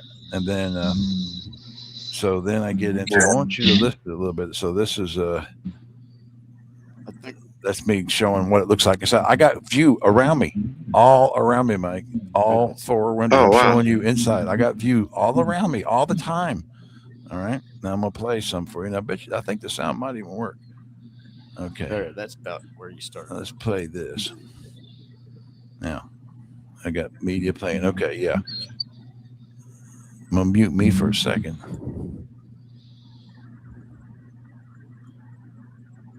Turn it down a little bit more. You can keep it up. I think that was a knock. Oh, that was a knock. Okay, so he's all the way up. Okay. These are the rocks. You can see I'm kind of laying in there. That's Dad's red face with the red light they put on his face. So he's still trying to sleep. But Okay. We don't have video here. There, it says I have 7 hours of video. Okay. Okay. So there you see Dad's face. Oh, now he turned his light off. But Right. Do you have any sound, audio? I can hear you guys. I just all I can see is a black screen that says I have 7 hours of video, 40 gigabytes. I pulled out as much dead space as possible and 2 times of it. Right. And what we're going to do here is you listen to the background, you hear these rocks. Okay. Can you hear the occasional?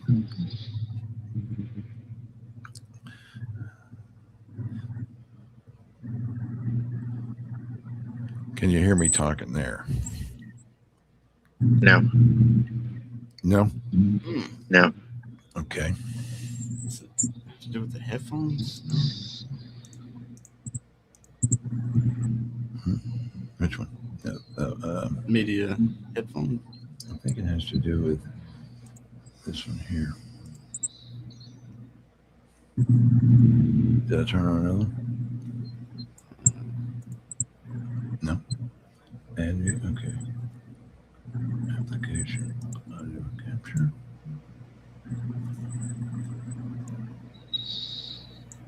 No.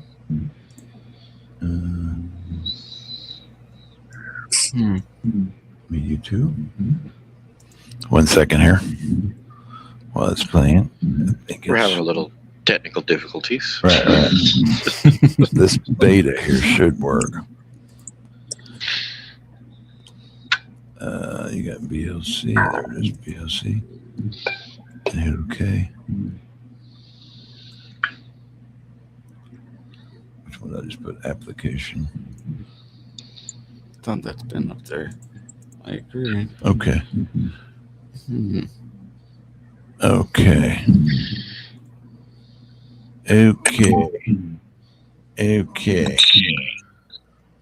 These all the way up. Okay. Well, if I can't play the audio, then I won't. But I'll tell you what I'll do is, since I can't figure out how to get the audio to roll here.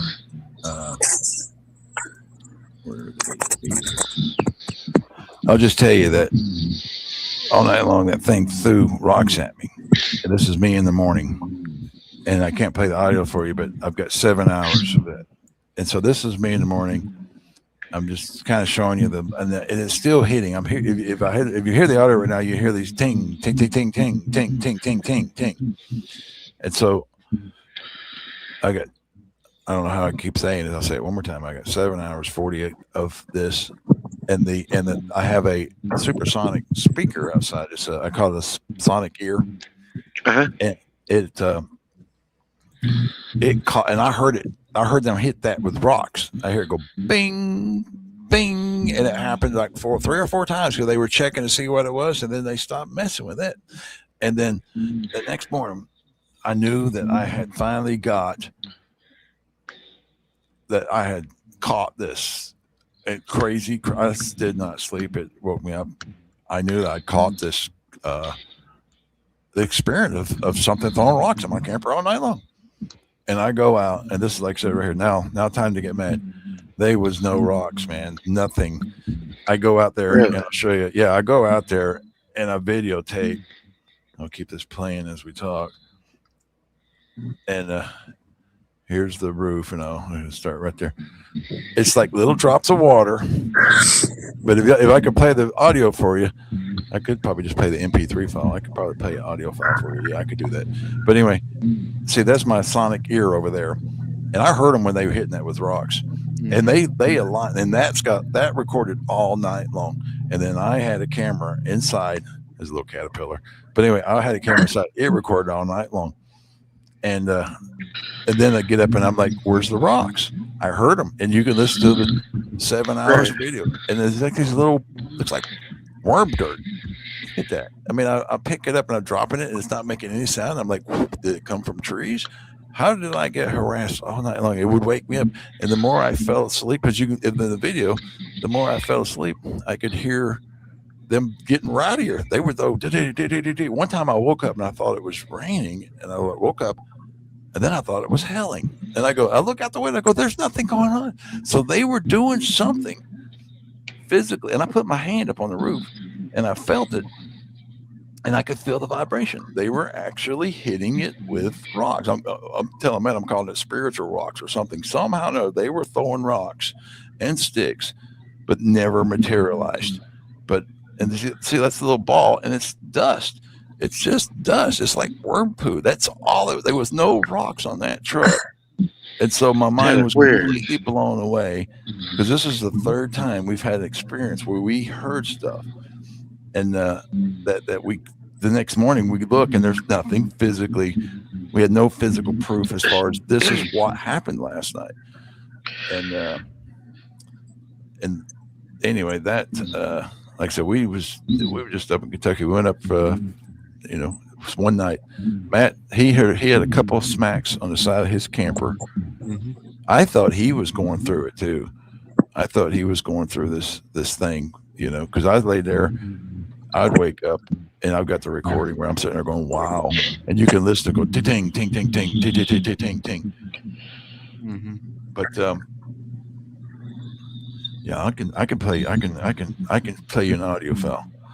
I know how to do that. Let's see. It's kind of like at Granny's house when Granny said that she would hear him beating on the house all night, and it would be raining or snowing. And she said it was always the worse the weather was, the worse they were. But you go out the next morning and there's no feet print or nothing. It's like, how does that happen in snow and mud? Exactly. Right. Mm-hmm. And you would think they broke the back of your house off. And how many times have you heard people talk about, I heard a Bigfoot just breaking through the woods, tearing everything up. And I go there and you have nothing to prove it, right? It happens all the time. People are like, I see it, I heard it. And there was nothing actually for me to find. It was loud. It was crazy, and there was nothing. There's a lot. And you guys know a lot about science more than I do. So there was an incident where my mom's dog, when she was a kid, come running out of the field, and it was carrying something in its mouth. And it was like it was heavy. It would carry it, drop it, carry it, drop it, carry it, drop it. And it finally dropped it by the propane tank, and it caught on fire in a blue fire, burned up whatever it was, and then burnt the grass around it. And we had no idea what that was. Wow. Okay. I'm playing the media file now. I'm playing one of them. You might hear like snoring, but listen for the text. I'm watching the green light here. I just picked one out. That was a peck. Did you hear that? No. Oh. No, there's no audio. No audio on that one. There is there.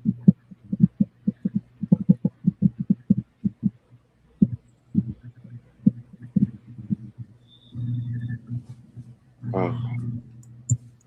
That's like that reminded me of telegraph. Yeah. Have you compared that to a telegraph to see if that's saying something maybe? I took the MP3 file, and here I can show you that. You can hear that just. Yeah. I took the MP3 file and I ran it through AI because I wanted to find out if this was a robot, right? You can hear the thumps here and there. I think I've got it still playing. I can't show you visually it, but looky here. I'll show you this. I'm gonna turn him off.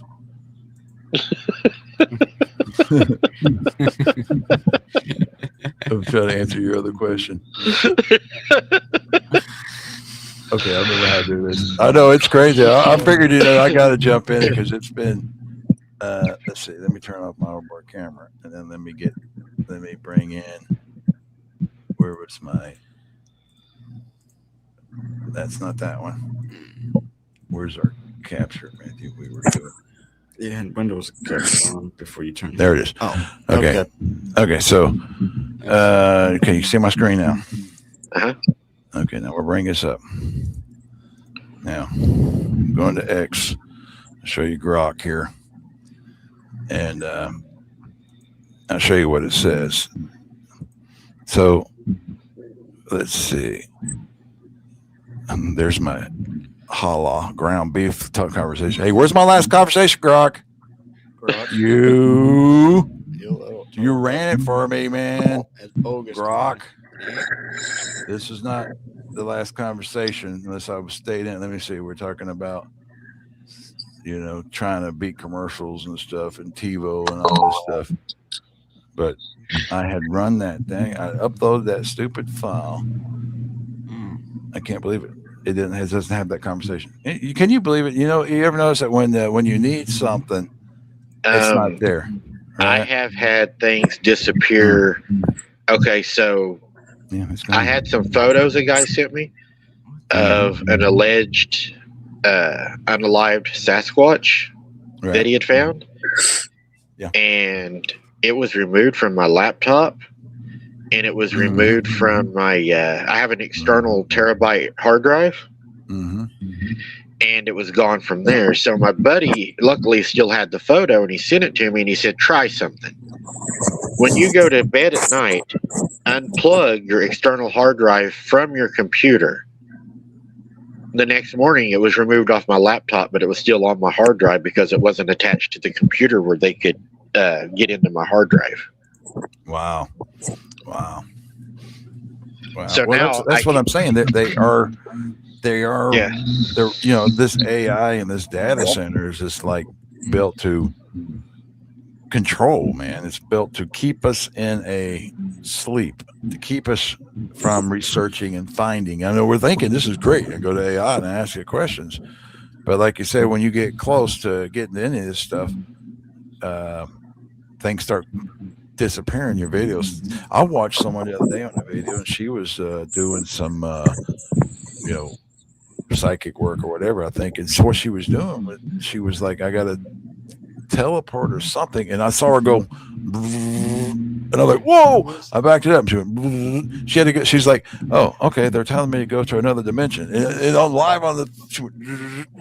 I think that was Chloe. It was Chloe. She did that the other night. But like you said, there's a lot of manipulation of the data.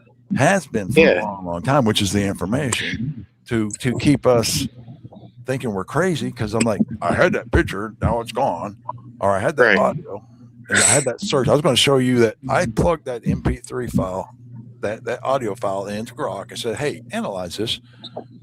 And it went through and it found the beats. And I said, how many? I mean, it did I was amazed at how good of a work it did. That's why I want to show it to you, because it did great work. And he said, you want me to run it through this and check that, and check this and check that? And I don't want to try to repeat what it said because it's smarter than me when it comes to that stuff, right? Technical stuff. But it was very impressive that it recognizes that it was definitely. It said something like it's definitely trying to interfere with something and stuff like that. And I was like, wow, based on the beats and the amounts and how many beats, and it would add in more beats. So it'd do it every 5 minutes. I heard you say it. Yeah, it was weird. Like I said, it's not now. Grok's always keeps all your history, and it's so there weird. You go. When I go to show the history, it's the part that I really want to see is not there. Do you think they throw things and do those knocks to scare us away, or do you think it's a form of communication, or is it saying, we're here? Or I think it was for our situation. The last time we run into the boogers, we go camping, 2 or 3 times a year, 4 times a year, not as much. We're not like running around the woods. Not like what we were doing when we were researching. When we first started researching, I mean, we went out there. We put out pictures this time. We put out balloons. We put out all kinds of stuff. Nothing happened. Apples, we put all that out, and nothing. We didn't have any kind of thing happen there. But like I said, many times we've been out, we call them boogers. It's kind of like it's a different clan than what we have around here. They're a little bit more rambunctious. They're scarier. They like to have fun. They do. They do like to play. Like little pranksters. Yeah, they're like pranksters and stuff. And so like the last time I'd run into them was 2 or 3 years ago.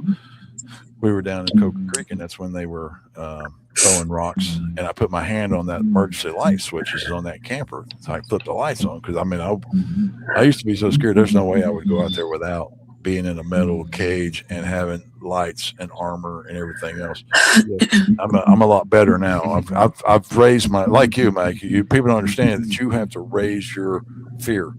You have to lower your fear. You have to practice getting stronger and stronger and less fearful, or you couldn't keep doing what you're doing. It didn't happen overnight. It took time, to get stronger, to stand your ground. I had to learn how to control the heartbeat, to keep the heartbeat at a steady rate. Right. That's good for me. Not above and not below. till I need to act. That's whenever I can get my adrenaline to pump. So that was the last time. It's been 2 or 3 years ago. I had an experience with them. I didn't have a recorder device. The first time you ever get freaked out, you don't even think about recording. That's the last thing. So what happened this time was this was 2 nights ago, right? 2 nights ago. Yeah, just 2 I crawled in there and I told Matt, I said, locked and loaded. I got my camera. I got 5 batteries. It's 4K. I'm ready to rock it. So I didn't think anything was going to happen. And so I lay down and I'm like, tink, tink, tink, tink, tink, tink, tink, tink, tink. And I'm like, oh, they're here. And so it's funny, but at a certain point, they started getting more aggressive. And then I start wondering, I hope Matt is ready to flip them lights on if they get too rambunctious, because it's like when you say, that's back off. Yeah, I'm over there like nothing's going on. See, I had no idea. I thought that he was under the same situation I was, and he wasn't. He had a couple beats on his camper, and then he, so anyway. And I listened to some owls in the distance, and I only heard owls and stuff. And but anyway, I start laughing, and I was like, I got 7 hours. It's hilarious. It's a comedy, dude. I'm like laughing. I'm like, that's so cool, because I'm like you. Right. It's crazy. Most people don't understand it, but to stand up to things that you should be running away from, you start laughing and you think, this is insane. I'm still here and I didn't run away. And and I'm laughing and I'm like, wow. And they kept doing it. They would do more and more. And so I spent the whole night. I recorded the whole thing, and I had a blast. I did not sleep at all. I woke up next morning, knew I was going to go out there and actually have the physical rocks and the physical sticks, and they was nothing, right?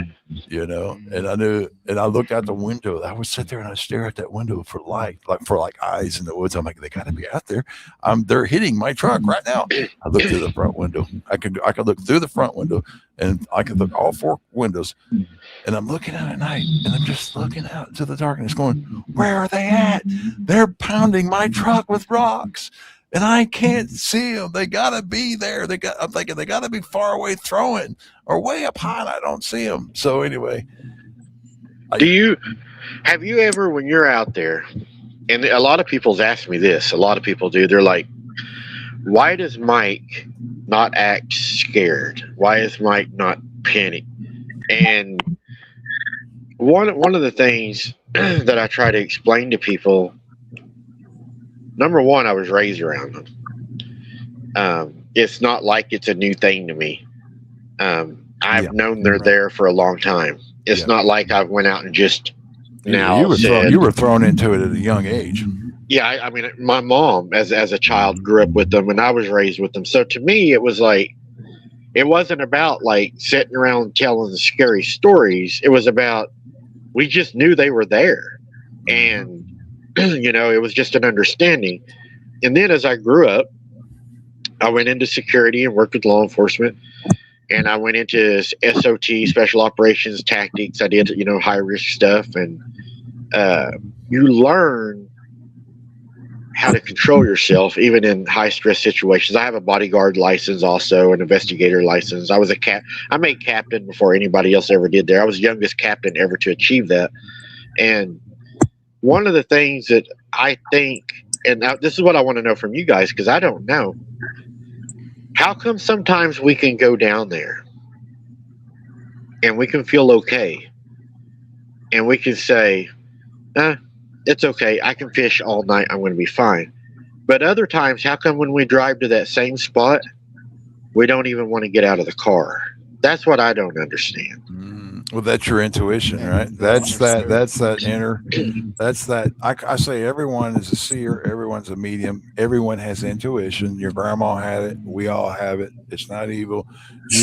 Your blood says, there's something else. That you ain't going. That's right. You. So you can't say, you're like, moving back right. to the. Yeah. Well, you even have okay, so I'll tell y'all what happened this morning. And I had Sharon Guy. I don't know if she's still in here. She was on the phone with me. She gets up early to go to work. So I was talking to her about tonight's show. I had placed this. If I got it right here. I had placed my camera in the woods. Yep. Yeah. And I hit it at the well again. And I had to go retrieve it early this morning at sunup because I don't want some idiot to go down there. But what I do is I have 4 of them, and I set them in different places, and they actually send stuff to my phone live. So if somebody ever steals one, I'll know who it is. But still, yet I don't want to go through that if I don't, if I don't have to. Yeah. But right, that's nice. So I'm walking in the daylight, right? And I'm like, it's daylight, right? Nothing happens in the daylight. So I'm walking down the trail. It's just sun up. The sun's just coming up, the sky's orange, it's enough where you can see just perfect lighting. And I'm walking and I hear, and I look over and I'm like, was that a tree knock? And Sharon's like, they have daytime watchers. Yeah. So we heard knocks up there in Kentucky. Yep, during the daylight. In the daytime. Well, yes, we did. Well, we're at the just 2 nights ago. Yes. Yeah. Well, I kept walking. And as I'm walking on the other side of the creek from the well, I hear 3. So I'm not going to lie. I was getting a little uncomfortable. I just had my sidearm with me. Right. So I go ahead and I push on up to where the well's at. The well's pretty good little distance out there. So I get up to the well and I hear whoop, whoop. And I'm like, do you hear that, Sharon? And Sharon's like, what is that? Right. I said, there's something yelling at me on the other side of the creek. But on the other side of that creek is nothing. It's just woods. There's nothing over there. Right. And I'm sitting there and I hear whoop, whoop. And I said, I want to hurry up and get my stuff and get out of here because, hey, it was more active this morning than it was out there in the night the other night. So I go over to the tree. And it's got that band around your trail cam, that you cinch up, that holds it on the tree. So I start undoing it and everything, and I have to walk around to the back of the tree to pull it through the little catch, to pull it out of those teeth so I can pull it off. Right. And whenever I do, there's Sharon right there. She says, I'm here. And whenever I do, I'm talking to Sharon on the phone, and I say, Sharon, look at this. So my camera is sitting on the tree like this, looking at the well. Something took a stick and stuck it underneath the bottom of my camera on the tree and pointed it up toward the sky off of the well. And when I pulled the stick out, let the camera down, went around to the back to undo it. And when I went around to the back to undo it, where I was hearing the whoops from, on the back of that tree was a beautiful white feather. Ooh, wow. So the only thing I could think was they had found that camera, pointed it up where it wouldn't catch them, and then they put a feather on there to warn the other ones to say, hey, there's a trail cam right here. Don't come, around this tree. Well, when I started walking out of there, of course, I was ready to leave. I'm telling Sharon, I'm like, I'm getting the hell out of here. And as I'm walking out of there, they threw a pine cone at me. And Sharon heard it on the phone. She said, did they just throw something at you? I said, yes. And I'm like trying to get out. She goes, put your phone on video because she records for me. Right. I put it on video in case something happens, Right. And as I'm walking out of there, I get like halfway down that trail. Oh, I can see my car at that point, and I hear whoop from back by that well. Right. And that's scared. I got scared in daylight, guys. Yeah. I believe you. We were just in Kentucky, and we were sitting there recording, and you can hear them knock. Now we didn't get nothing like what you just got, but I think it is a play. You think about what raccoons and the raccoons and the turkeys will never be. They're racist. I promise you. They'll always be racist against each other. I promise you. Raccoons are racist. They like raccoons and don't hang out with the turkeys. And the turkeys are racist too. I try to tell humans should be racist, because I hang out with humans. So the point I'm trying to make here is Bigfoots and humans, Bigfoots are racist. And so are us humans. But on the other hand, we can play. The turkey can play with you. The squirrel can play with you. They do. If you pay attention, the dragonflies will play with you. So it is a form of communication, but it's all we'll ever do. We'll play. Like throw rocks at peekaboo. I tell people, Bigfoots play peekaboo. That's the best game they have because that's the only game they're playing. And so with you, it's telling you, yeah, we're out here. And you know it, and we know it, and you're not, they don't want you to run into a tree. You've got your fear meter. Good. You don't panic and you don't run. So they can play with you. And so, it's a good thing, especially in a situation since your intuition didn't say, if your intuition said unload rounds, tracers, let's go. Right. So I believe you're I know it's weird, but they're playing with you. And so I've laughed all night long at something throwing rocks at me because I understood it's a game. It's a play game. That's all they can do. The turkeys can play with the squirrels, but they will never be together, period. Well, that same place is bad. Go ahead, man.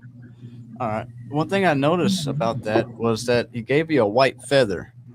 Uh-huh. Now, that was like a sign for me saying there's an innocence of spirit that was here. And then you're putting a camera on it. I'm thinking maybe it was like, pay your respects to them. That person died unrightfully or something. I don't know. That's what I'm saying off that. It's like, and then he throws something at you like, hey, getting like, no, you know me. Check it out. Maybe it might be true. There's an issue over here, and probably not good to record them. The spirit, try to help them along. And it's definitely in his intentions when you record them for fun. Like, I'm just going to record you because I want to show people. That's different. But if you record them to try to catch them, like some people are like, they feel that. They feel that. They go, hey, I don't like you trying to be sneaky. Just come out and say, hey, I'm going to take pictures. Something. Maybe I'm just saying, it is that game, right? It's that cat and mouse game. We're never going to be the same race. Humans are never going to be Bigfoots, and that place down there has just, like that time. It wasn't, today it was kind of bad. Kind of, I knew I needed to leave. I felt like they didn't want me there at that time. So I just went ahead and walked out and left. Now I went down there probably the beginning of this summer. And I'd had no trouble. I was telling everybody driving down there, I got a security team now that I have to use. And I'm like, it don't feel right, guys. It don't feel right. It felt off. And they're like, are you still going to do it? And I'm like, yeah, we're going to push it. And I have a theory, guys. I have a moon phase theory that I've created in 2021 that I came up with. I believe that they hunt according to the moon. I don't believe they hunt on a full moon because they don't have that advantage. They hunt on the waning and the waxing when they have every advantage in the woods. They have the eyesight, the smell, the speed, the knowledge, and when you go back and you look at these cases that I investigated, I made case logs on them and I patterned them. Every death that was unexplained that looks cryptid was on the waning of the moon, or the waxing of the moon. It was never on the full moon. Now, the full moon deaths that you will find are in two categories. Number one, it happened before the moon rose. And what people need to understand is just because it's a full moon night, it's not full moon all night. So it's important to look at the times of the contact. Because that contact can happen before that moon comes up, or it can happen after the moon sets. And then number two, what we have to look at is satanic rituals performed on those nights. And whenever you go back and you look at that, there's a pattern that establishes, that corroborates with these attacks. So I went down that night and I said, I'm going to keep pushing. Guys, I know there's two instances that happened down there. This first time, I opened my door, I stepped out, put my gear on. I wear a red light on top for tactical reasons. Yep, then I got my white. Yep, I got my white lights and everything. You know, I step out, get my gear on. I feel bad. I feel like I don't want to be there. Like, man, I'll be glad when this night's over. I really don't want to do this. Boots on the ground. A lot of people in my chat don't know I'm feeling this a lot of times. I don't talk about it, but there's times I don't want to be there. And I turn and I start to walk, and I hear this just scream. And this scream is not like a panther. This scream sounds like if you took the biggest man you had ever met. And my dad was a big man, but I'm talking like bigger than my dad, just huge man with these huge lungs. And when he screamed, it wasn't that deep roar. It was like not a shrill roar. It had the woman's vibration to it, but it was in between a man and a woman's, the deepness of the scream. It rattled the hell out of my insides. I mean, when this thing screamed, I turned around, guys. I got in the car and I left. I didn't even question it. And then I went down there on another occasion, which was the middle of summer. It was a waning moon. It was just off the full moon. Right. I think the percentage was like 42% illumination. And I got down there. It felt heavy. There was a musky smell out there. It smelled like dog piss everywhere. Felt really off, like I shouldn't be there.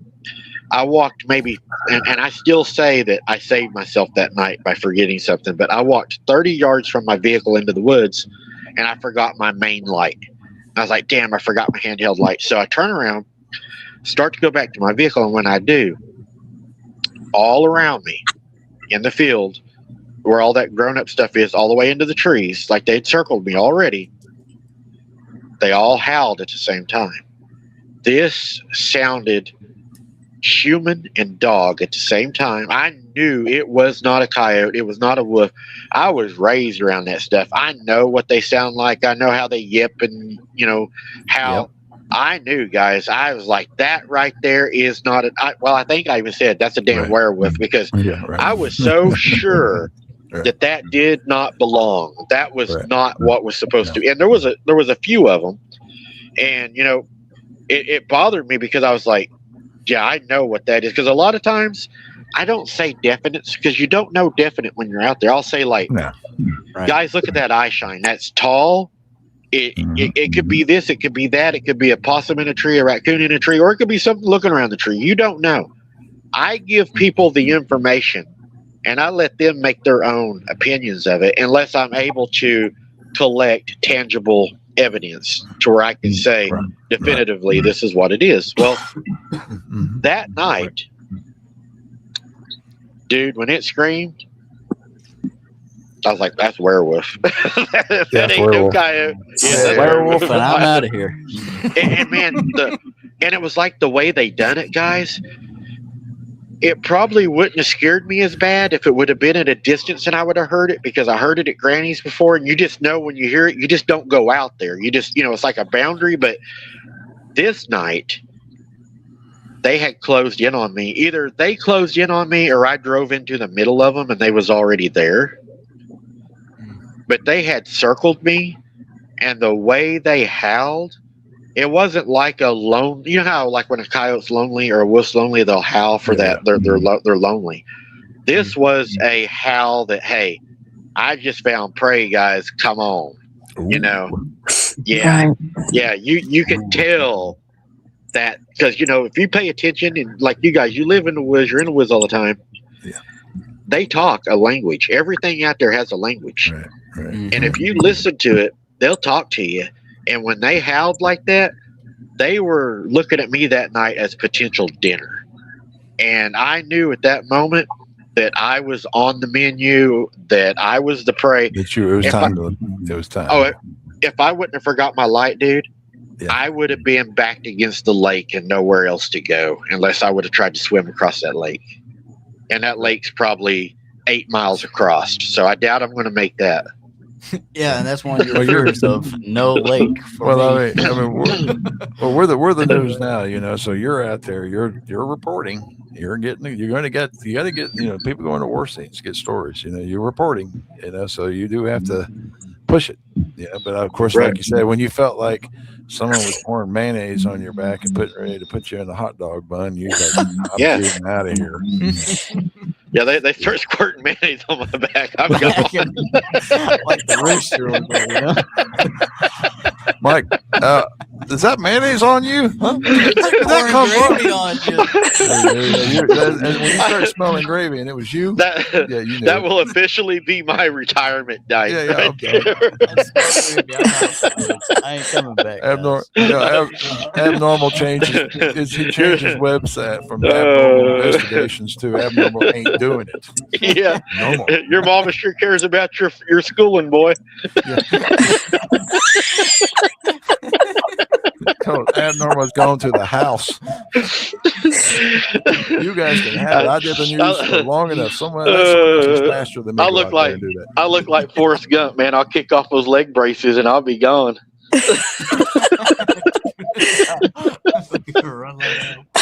Oh man, I'm telling you, like, I'm too fat to run, so I can't do that. I've got it. I'm too fat. He would outrun me, so I know better than do the run game, right? Yeah, I'll be the hot dog left behind. I'm not doing sure to get a hold of me and put me in the ground before I get out of the woods. I know the trip, Matt. It gives me 1 minute more time. And if you start hearing Forrest Gump imitate the principal, you know you're in trouble, right? That's no bullfrog.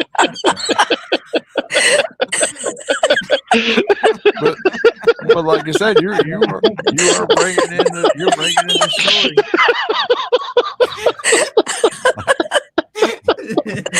You two get the laughs going on. That's probably why I can't get Mike and Matt together. They get the laughs going on, and I'm over here going, "You guys, bring it together, you two. I can't You know, you two bring it together. I can't. That's fine." There's just so many bad things that can go on in the woods with something that's a lot bigger and stronger than you. And it doesn't have to kill you to destroy you mentally, you know. Yeah, no. Really, yeah, well, it just takes one experience. I watch all these Bigfoot stories all the time, you know? And it's kind of like watching haunted movies and then go out to a haunted house. It's dumb, right? Because I mean, the other night I was watching some show and they're talking about stuff, and I told them, I said, guys, I'm going camping tomorrow night, and you guys are making me very nervous to go out in the woods. And you know, and with you know, as many investigations you've done, and you're still going out there, you definitely have a screw loose, man. You might want to, you know, you've got something loose, because I mean, you have seen it and heard it and read it, and you study it, and then you're still going, well, let's go out in the woods and see what's out there. Right. Yeah. I mean, if I pull my camper up and I hear, you know, I'm leaving. That's why I know I'm home. You know? You lost boy. Play with a hillbilly. Yeah. Hillbillies don't seem to be too racist. No, they work together pretty good. They'll play with anybody. Play back. They're building banjos. Well, I thought, kind of like the movie. One night he went out to pee, and we were out there, and he left and he didn't come back. And I thought, I can't go out there because I will be gone next. And so I abandoned my son, you know, in the middle of the woods, and I'm feeling bad. I'm like, dude, the ET's got him. Because I'm always thinking about this ET crap, dude. I just went out for it's not. I went out. I mean, you're passed out. I'm like, what the hell did I do that for? I'm like, you're like me. You can deal with, like, okay, it's a Bigfoot, it's a werewolf, right? But some little gray dude about 3 foot tall comes walking up to you. You're gonna probably shatter yourself trying to get away from that. That's just football. Time to play. I haven't. Ball. Yeah, I haven't studied ETs enough to be comfortable around any of that at all. Yeah. I'm going to magazine dump on that thing. I mean, I'm not going to play with that. I'm going to be talking. Yeah, I'm going to be making Swiss cheese. Mm-hmm. You know, I had a person tell me one night, you know, that what you're carrying don't work. That's it makes me feel better. Yeah. You know, We would be too.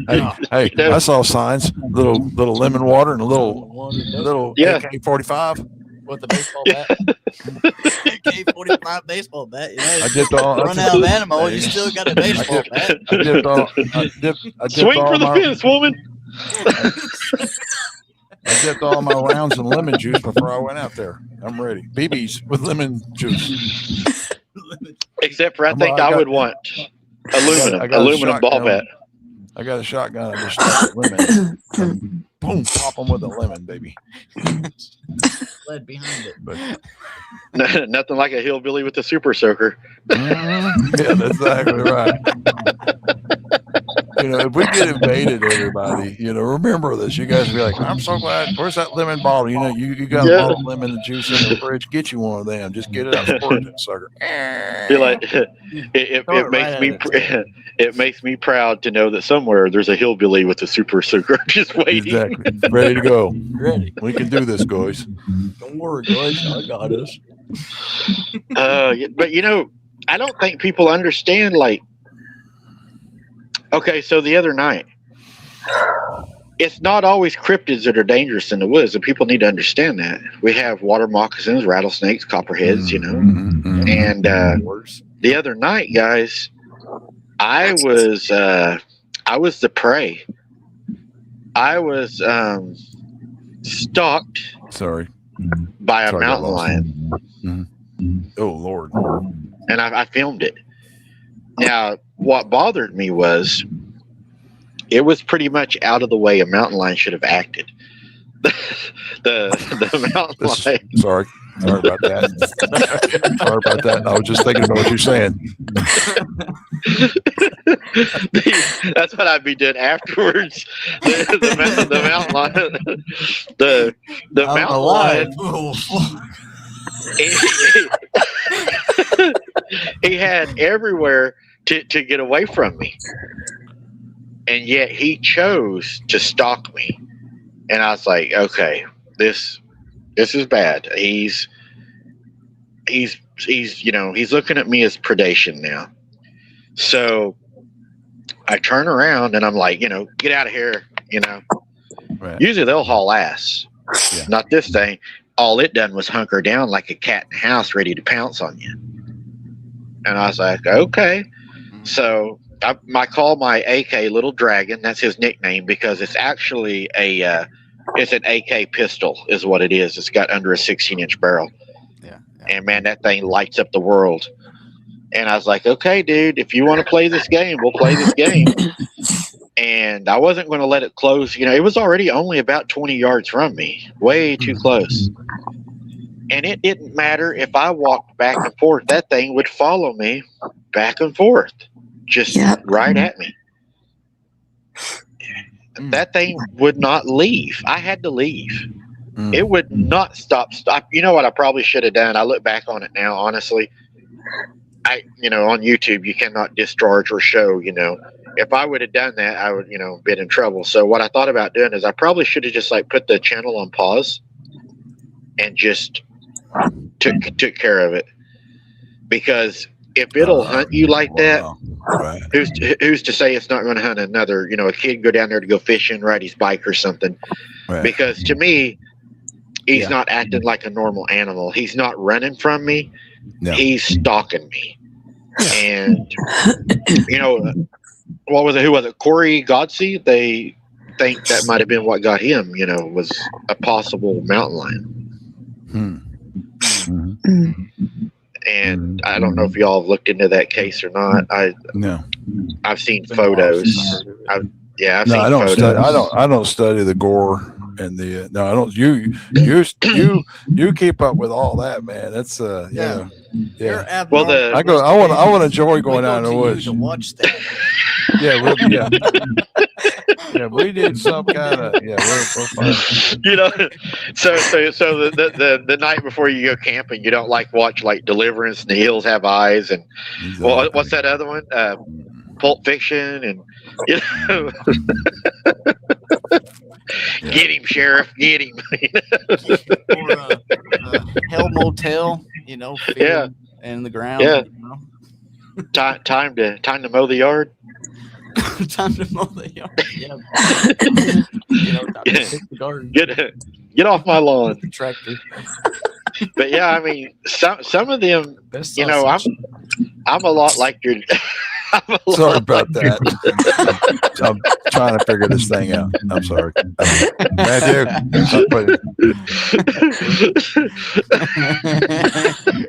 I'm wiggling. For the rest of the show, this is Matthew's face. Hey, I'm here just to make sure we get things done right. I'm not here to show my ass. I'm not. Mike can't have a serious conversation with nobody with us around. No, I mean, I understand exactly what you're saying. I don't like to watch stuff like that when I know I'm going to go to the woods. Yeah. I don't. It puts you in the right. You're in the wrong frame of mind too. And I think that whatever's out there knows that. It knows if you're afraid because your body releases pheromones. And yeah. Especially the reptilians. I hear they can sniff you by your heat signature. Supposedly, your blood is flowing hotter when you're fearing, and then they can sense you because your blood is heating up your skin, so they can tell that you're more heat, so they'll eat things that are hot-blooded type of deal. That's something I've heard in a while. You don't think they're like a rattlesnake, do you? They get like a pit viper. They have those where they can see in the dark. Possibly. Well, one thing I've heard about the reptilians, like if you go to the Buckingham Palace in England, you got the guards out there. If you take one of those red lights, what do you call them? Infrared heat sensors. They don't have heat. There was some people putting out videos, and of course I ain't saying no more. I was like, "Where's that?" But supposedly they're reptilians, and reptiles don't have heat, right? So that's one thing, that someone needs to test, but haven't, interesting, ain't it? I'll tell you another thing I was told, and y'all, when I was growing up, the elders of our town, we always called them the elders. They were the older people that lived in the old town before they flooded it. They knew everything of the area, the old towns. They were just the elders. And this is what they would say. If you go to the woods, make sure you have a fire. If you stay by the fire, you'll be okay. You might hear things. They might throw things at you. They might circle your fire, but you're going to come home, And that was a rule. But the other, but the other rule was, don't take as many girls with you as you do guys, or it'll be a really bad night. Now, why would that matter? Well, that's the thing with women. I'm a little bit less. I call them. I don't know. I ain't gonna say nothing. I think women are like more double power. I think I'm trying to say in a good light instead of what Dad would do. Yeah, what I was getting ready to say ain't good. You say something good. I hope it's good. I'm thinking the women has more of a spiritual connection because they're bringing life into the world. Men, we don't really put in life. We have the spark. That's all we got. Women, they actually got the whole vessel and everything that goes out. I mean, right. The way I look at it, I mean, if Jesus warns us about women, I mean, if he warns us about them, I ain't going to cross them. Hey, whoa. It's a first sign, guys. We got, okay, there's we can get a lot of women joke going on. I also call them wee men. But they're wee men. But when you read the Bible says it's better for a man to live on the corner of the roof than in the house, with the scorned woman. If Jesus is saying that, I'm not going to make one. I'm not going to cross one. Yeah, we don't live in a house. We're living in the same house as a woman. She's in the tub, so we can we're checking her back right now. We're good.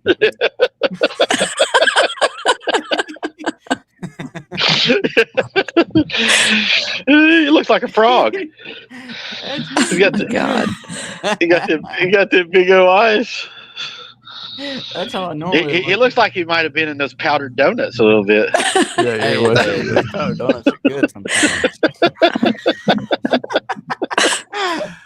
Talk about indulging in some donuts. Hey, Gary, let me see if let me pull something up. 1 second. I know you're like, man, you're just computer irritating here. Yeah. I am. Yeah. I struggle. I struggle with this stuff. It's a struggle. It is. Well, it is a struggle, right? And it's like really cool and fun. But I had pulled up a. Is it that one? No, I'm getting tired, so I won't keep playing. I like that one there. That one's fun. What about that one over there? Which one? Matthew told me to push buttons. He wants me to push button. Which one? Which one you like? This one? Yeah. I think it's me. I guess not. Oh, there's my call-in number. Yeah. There you go. This is what I used to. Back when I was running live, I had a call-in number, and I used this. Remember this old dude on Hee Haw? Yeah. And then this guy, he's farts. They got bangs. Oh yeah, I remember that. Shit laying up on top of this. Cousin Vinny. But anyway, I'll get out of this thing too. But, so are you guys going back out camping anytime soon?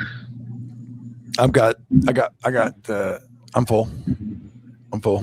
But we did put stuff out there, but full. Yeah, he's full. I'm full. Like I said, I'll be putting out that. I'll be putting out that video probably tomorrow or something. I'm full. It wasn't. I really had a good time, man. Because you know as well as I do, when things happen. Oh yeah. Even though you might go home and have to clean your shorts. Yeah. It's why we do it. 4 pairs. We're the weird people. I'm coming out with some camouflage Depends. Yeah, I'm with you. That's the best way to hide and still run. I'm with you. That way, if you're doing an interview or something, and you don't want to get up and leave, you can just maybe like see them shake a little bit and just keep on going.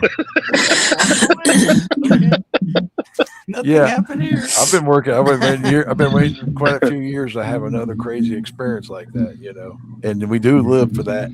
We live for that. Wow, supernatural thing. This happened. I saw this.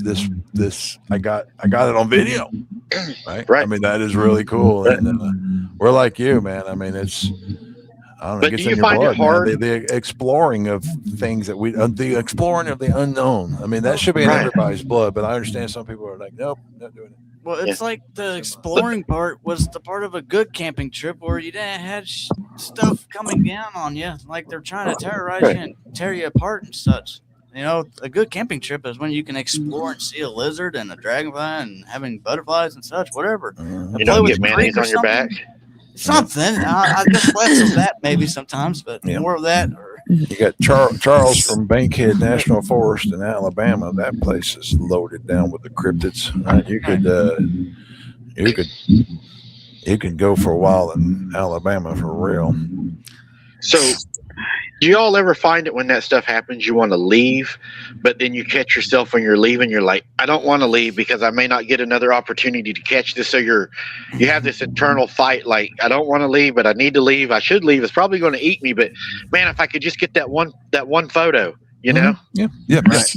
When that thing was up there, waving in front of the full moon, I was like, turned around, going back inside, but I'm like, make you sick to your stomach. It made me sick. Yeah, I was wondering. I truly did had the thought of going inside getting the phone, but he was already coming down of the tree. So I'm like, man, I did truly wanted to go back up there. I still wanted to at that moment. I still kind of like, man, just go up there. Just go up there. It's so easy just to walk up there with the camera. This time you definitely catch it. And it's not about catching it this time. This time it's like. I'm talking with this thing, and maybe I can actually work with it. But I'm like, maybe he'd share a hot dog with you. Yep, maybe I might be the hot dog for him. And well, that's that part. You two can't separate you two for nothing. You guys get it going. We are the show. Yeah, you guys get it. Yeah, but you two get the talking about. I was gonna say he might end up being the bun. See, I told you. You two. I don't think I'm a good fit for that. Really. I knew it too. I know you too. Well, can't separate you too. Oh Lord! I don't think I matched the part. Well, see, hey Mike, the other night that thing started throwing rocks at me. I went through that. I went through what you do, that fault pattern. You're like, oh Right. crap, I'm here, and we're more than 20 miles away from anybody. There is nobody. That whole campsite is completely empty, right? Because you know why? They've been running them all out or something. There ain't nobody. I couldn't believe there was nobody. Right. It's 7 miles off another 5 miles. We're deep in the wood. There's no one there. There's no cell service. We're deep in, and I'm laying there. And at first, they started getting a little rambunctious, and I start thinking, fear started coming in. I started going, man, I hope Matt's paying attention to that light switch, and I'm starting to, but it starts, I'm like, Bud, you know how long it's been since you've had one of these cool experiences? And I'm like, get the camera, turn it on, let's start recording. And then I'm starting to go, wow. And I flipped. It's that flip, from fear to wow. Yeah. And then you're like, wow. Then you could do it. Then you're just sitting there going, whoa, this is cool. And I'm like, that's all you got? I was like, that's great. And I'm talking and laughing, and they're throwing more and more rocks at me. And I'm thinking, this is a hoot. I had such a blast. But like you said, you got to go from fear to amazement and wow. Right. This is supernatural, unexplainable. I can't explain it. I lay there and I thought, what can I do? Should I get out? Should I, I thought, put the camera out the window. So I put the camera pointing out the window a couple of times. And I'm like, point it straight up at the roof. Put your hand on it. Can you feel it? Yeah. So I'm like, through my mind, just racing, trying to scientifically figure out what can I do to prove this is real and all that kind of stuff. Hey, Terry. And so we were just like, but like I said, you got to flip your switch. Because it's a trip. I'm on a trip. I just don't want it to be a bad trip, and so I flip it from fear to wow. And it's taken a lot of time for me to be able to do that. And I'm sure same with you. Most people, if you went out and took the average person out there, I don't think they would stay with you very long because they haven't built up their fear. They've all quit. They can't do it yet. It takes time. You got to practice getting less fearful, right? Mm-hmm. Every one of them I've took has quit. They won't go with me. That's why I go alone. I've tried to get people to help me out in the field, to carry some equipment. Now I can't keep nobody. They're like, no, I ain't doing this. Like, dude, I had a guy that was in the military. He's a Marine, and he said, I don't believe in that shit. I'll go down there with you. And I said, let's go. Right. So he puts his BDUs on, and everything, and hoorah, we take off to the woods. Marine. Yep. Yeah, we got down there, and we got pretty far back there. It was probably 2 or 3 miles. And he's like, "Hey, did you see that?" And I was like, "What?"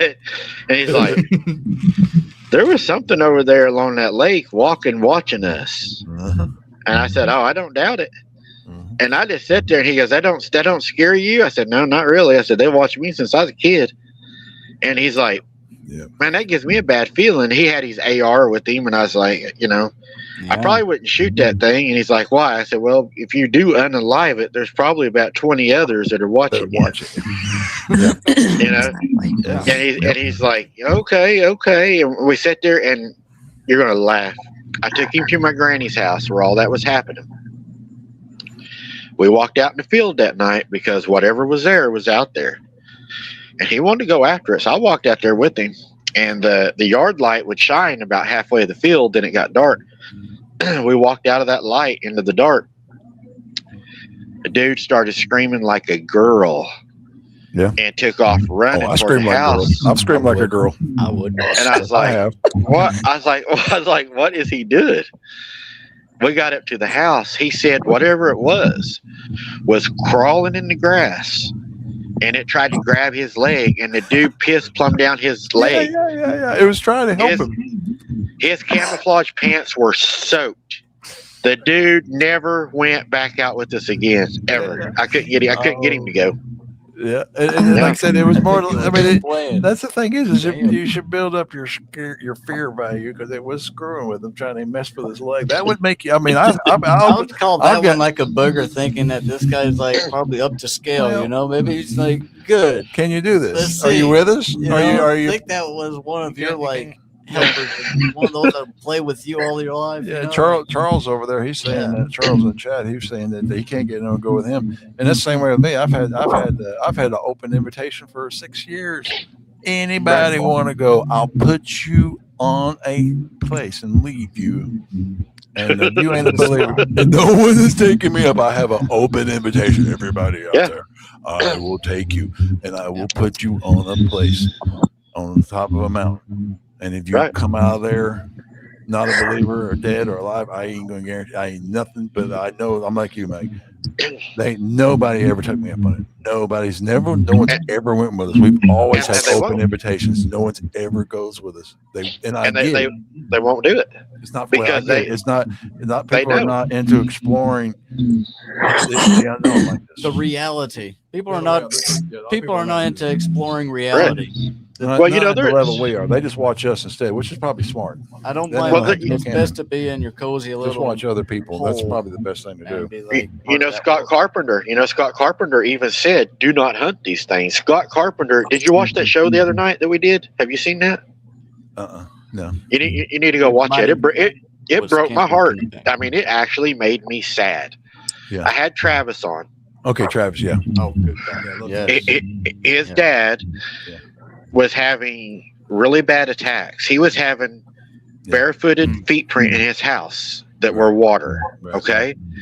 He read to us the other night on our live a email that his dad had sent to L.A. Marzulli reaching out for help. They were after him. He needed help. He was reaching out. Right. And I think, like you guys and how I do it, and then there's others that do it. But, and I'm not knocking anybody. It can happen anywhere. I'm just talking about the differences in locations. Whenever you go to a place that is frequented by people on a daily basis, that is mowed, secured, and people camp there, that's a lot different than going down here where I go, where it's Corps of Engineer land. They will tell you enter at your own risk. They do not maintain it. It is a wildlife refuge. The whole thing. You go in there and something happens to you, they'll tell you. It's enter at your own risk. Well, I'm sorry.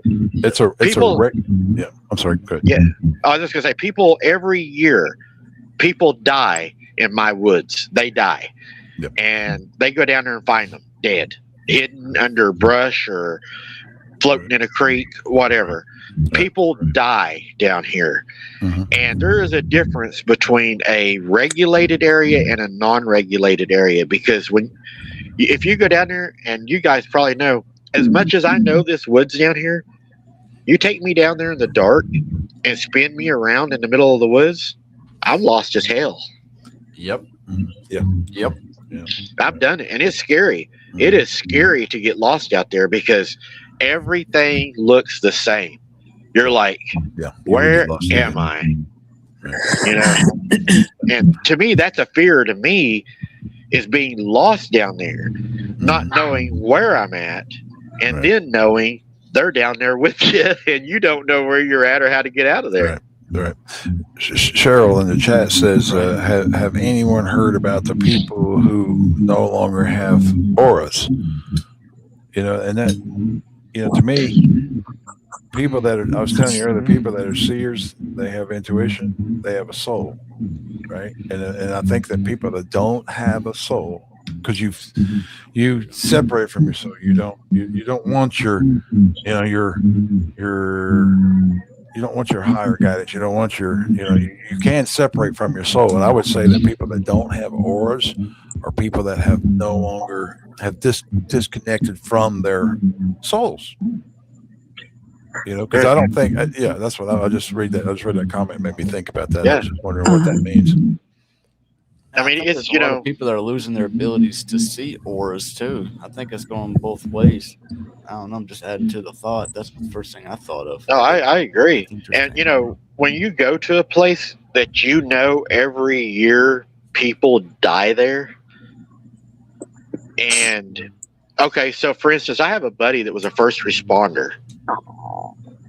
They found 2 children down there. They were over 100 yards from the lake. The lake was not flooded. We was at average lake level.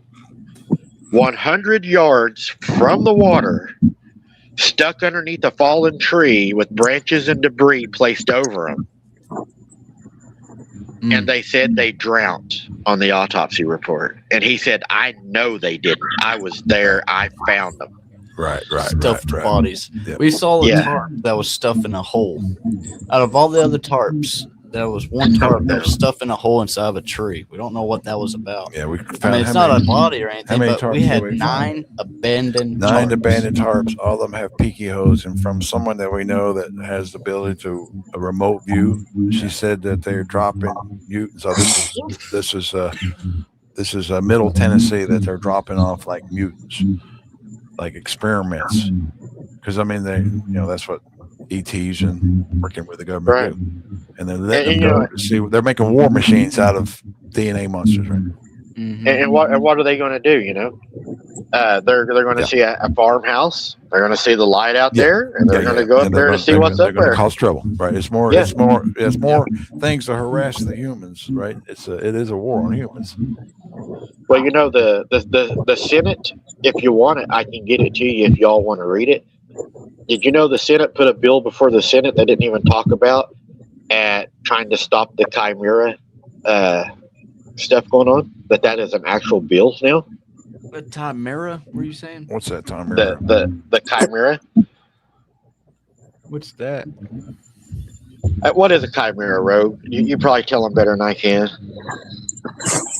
Well, isn't it a blend of a beast or an animal with a person? Oh, okay. Yeah. Oh, they're trying to ban it now. Oh, trying to ban that now? Yeah. They're trying to make it now where you can't do it. So what they already done. Yeah, we usually don't try to stop things that we haven't done yet. Just the things that we have done that didn't turn out right. Right. Yeah. Well, that's the thing. I guess you could say that's one of our attractions to the Kentucky woods. We know that there is things up there that you got to follow your intuition. It's not it's a high risk game. We don't go up there unless the energy field goes. There's a lot involved in our movements to go. And you don't look out the window, especially right? Because that place has got things, 3-toed beasts, reptilians. I don't know, ETs. We've lost time. Matt's lost time. We know that seriousness. They got fairies and everything else too. Now we know there's fairies or something like that. I mean, I just now started connecting to fairies. I'm like, I'm still like, the fairies are just moths. But I'm like, I'm saying out there. Yeah. I was talking about these mushrooms, like. Don't step on these white mushrooms. I only saw one. I don't know after I said that or something like that, but it's still like, don't step on these little white mushrooms. Supposedly as they're working on this nutritionist coming on, and they're like very like working hard on this and trying to make sure we get mushrooms in the right spots. Yeah. That was energy I was picking up on that.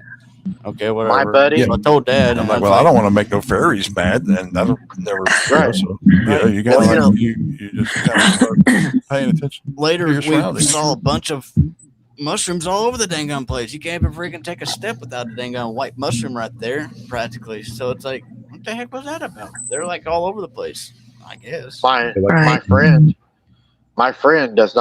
did not believe in that stuff. He's an older guy. He's in his 70s, and his wife didn't believe in none of this. And yeah, that's that Comfort Me Down song, Pink Floyd. They were on their way home from town this year. And they got home and they forgot part of their drive home. And they noticed within a few days that their watches had quit working at the same time.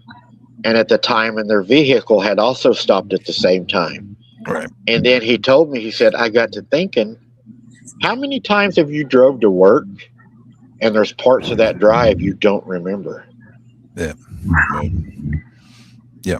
And like I said, it's right. This ET stuff is not really something you do a lot on. We don't do a lot on because we don't know enough about it. It's not something I investigate. The government's putting out files and they're starting to, it's obviously now you can talk about it. It's not a conspiracy no more, Well, and that's what pisses me off.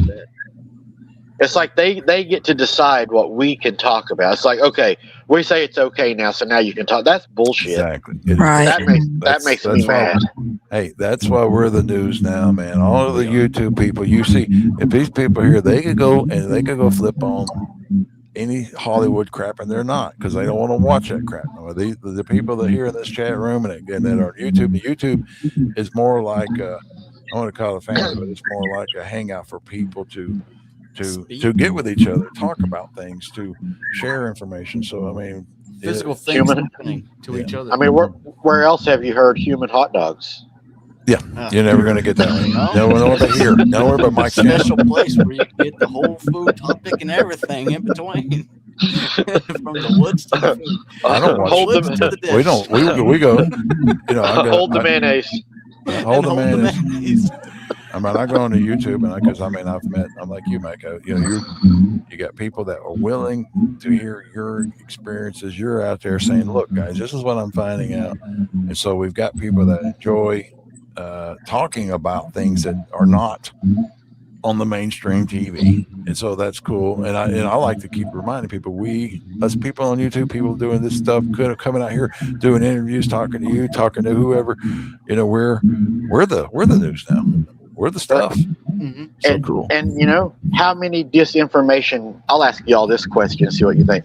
How many disinformation channels are out there to attack the ones that are really doing the work? Because there are so many fake channels out there right now that are imitating the real thing, and they're attacking the people doing the real thing.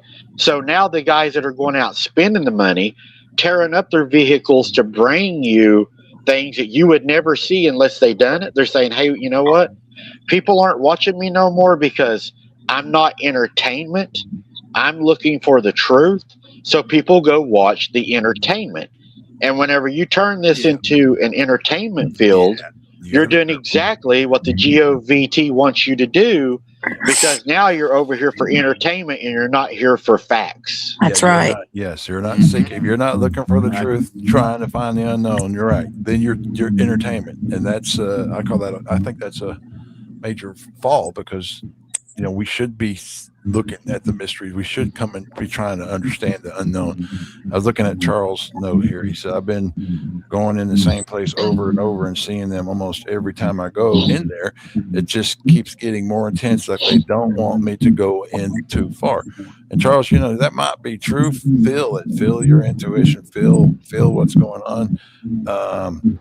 They may play peekaboo with you. You know, these are some funny things I tell people to do with YouTube. Take like a quarter, throw it as far as you can in the woods, and you come back and it'll be sitting on your truck, and you're like, oh my God. And that's when it starts blowing up, because stuff like that, they will bring back things. They will show you that they do exist. And a lot of times it's intense, because it's like, I can tell you, they're testing your fear meter. Because if you're a fear meter, if you can't handle a lot, then they're going to back off, because they don't want you. They're trying to get you to see, you know, I believe. And but on the other hand, like you said, if it's intense doesn't necessarily mean evil. It could be they're increasing your ability to stand in sovereignty, that there is a God, that you were created by God. That sovereignty, stand in your strength. You know, that's what I believe, and I think they appreciate that. Then you more and more actually good experiences, even though they might scare the holy crap out of you. You'll be laughing at the end of them. That's one thing, maybe, Charles, that you're going in towards a direction that they don't want you to really go towards, because they might be towards the ETs or something like that. So maybe scare you out of the woods. Try to figure out, maybe I need to go the other ridge or something like that. Maybe I need to go, instead of that way, go the other way or something like that. See if the direction that you've been going is been like a border that they don't even cross, maybe. Yeah, but it's definitely keep your mind open, because and I think they know too. They know that if they just go out there and hunt every human in the woods, that they're going to be hunted. They know that, and they don't want that. That's why I believe they are opportunists. If they get the opportunity, you twist your ankle. Yeah, you twist your ankle and you're hurt and you can't get away, and they're like, we can make this look like a coyote attack. You know, they might do it, well, but yeah, not just going to run you down. I don't think. Yeah. I don't think. And the good ones, the Bigfoots work with the elves and the fairies. They're all working for. They all have good hearts, right? Because they follow their heart. We've got that connection that we disconnect all the time when we should be following our hearts and being true. Animals follow their hearts. You know, they know, and it's not that they killed you because you were a bad person. It's like you said, it was because you were there and you fell over and they're, hey, it's dinner, bear, right, or whatever. And it's not like a cat. It wasn't bad intentions. It was it was a meal, but that's still following your heart. Well, the big right, and the ones that came up to us to our property, that one that I saw, you know, I'm assuming that's been lingering up here that time period. He used a tool for yellow jacket nest picking. Yeah. You know, so do they only eat humans or anything? No, they also eat the grubs of the yellow jacket's nest with the tool, sharp pointed tip, big handle. Yes, they actually get to a nest and pick out tools. each piece. Yep, they'll dig out logs and stuff. We looked like when we were up there in Kentucky, we saw a lot of bear marks, but we stopped up there and looked to see if we find any tools. Because a lot of times you'll say, "Hey, look at this! Someone was digging with this stick." And but yeah, they definitely use. They're foragers, and they're very smart to me because they eat the small things. Like the yellow jackets are full of nutrition, so you eat a bunch of them. You know, you take a wasp nest and they just eat the whole daggone thing full of wasps, full of nutrition, right? So I mean, they Bigfoots are, you know, we don't really eat. We don't buy nutrition. We eat just by the price of beef. That's what I'm getting. Right. You know, they told me when I went to my schooling that, you know, out of all the animals and in-home deaths, that a cat will eat the owner with just a few hours, and a dog will actually be sad and cuddle up to somebody, and it's the last thing they want to do is eat their owner. But they're like, if you got a cat in the house and somebody passes away, that cat goes to work, and yeah, that goes and spies on you, and he goes and tells his ET buddies what you've been doing. I'm just joking. Well, it's not the cat that eats you; it's the ETs. Well, I'm starting to wonder now. Is that why when I'm asleep, my cat walks by and bites my finger? Is she doing like a welfare check to see if I'm still breathing? Yeah, I did. Checking your cold temp. I got heat signature. You know, reptiles. There's a reason why. That's the reason why I've only got 17 subscribers. Still alive.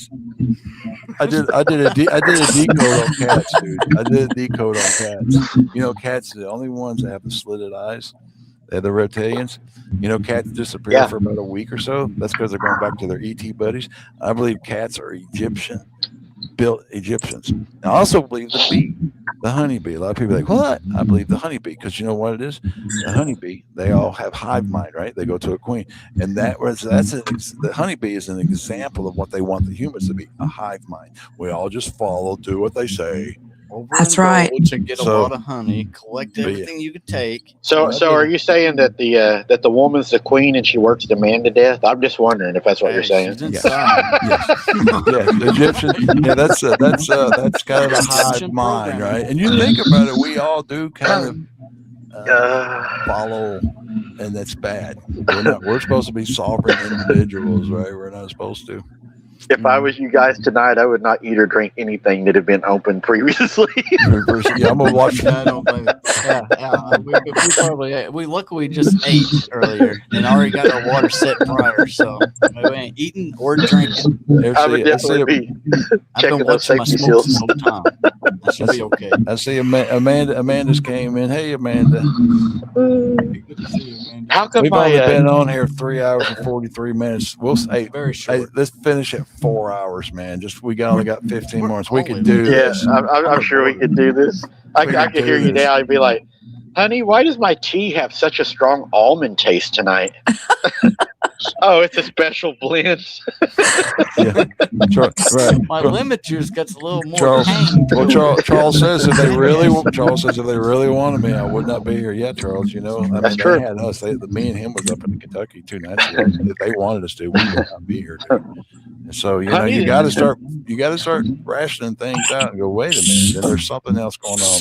There's Sassy Squatch. Oh, Sassy Squatch rocks. Yeah. Be like, honey, the TV was blurry. I put my glasses on and it didn't help. I'm so tired. Well, have some more of that tea. That'll help. That tea must be good. Fixing me, I guess. So you said you got a tactical light? Yeah, I go. I like to wear a red hat or a red hat. I like to wear a red hat. Now I wear a red light on my head.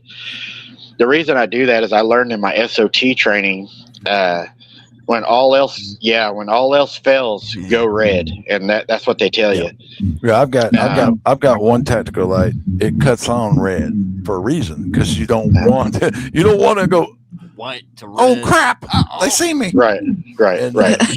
But yeah, I've got my tactical light. It turns on red, and that was that night. I had this one that night that I was in the truck. I should have had my tactical light. Now this one I have to press and hold. It's just one of these dudes. Now these right here use that 18650 battery, the same batteries that in all your Milwaukee drills and hand drills. We love these things, man. And I love it because the batteries last forever. No more buying AA batteries.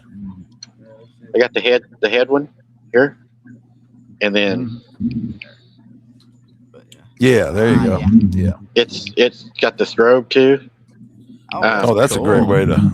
I love the strobe. Use yourself. Yeah, that way you can get that one Bigfoot that has the switch come after. Yeah, the one that's waving Caesar. Left and right. More. Mike's got a Bigfoot over there in the bushes. Caesar. And you know what's funny is the other night it was so weird. The other night my training came back to me. Just boom.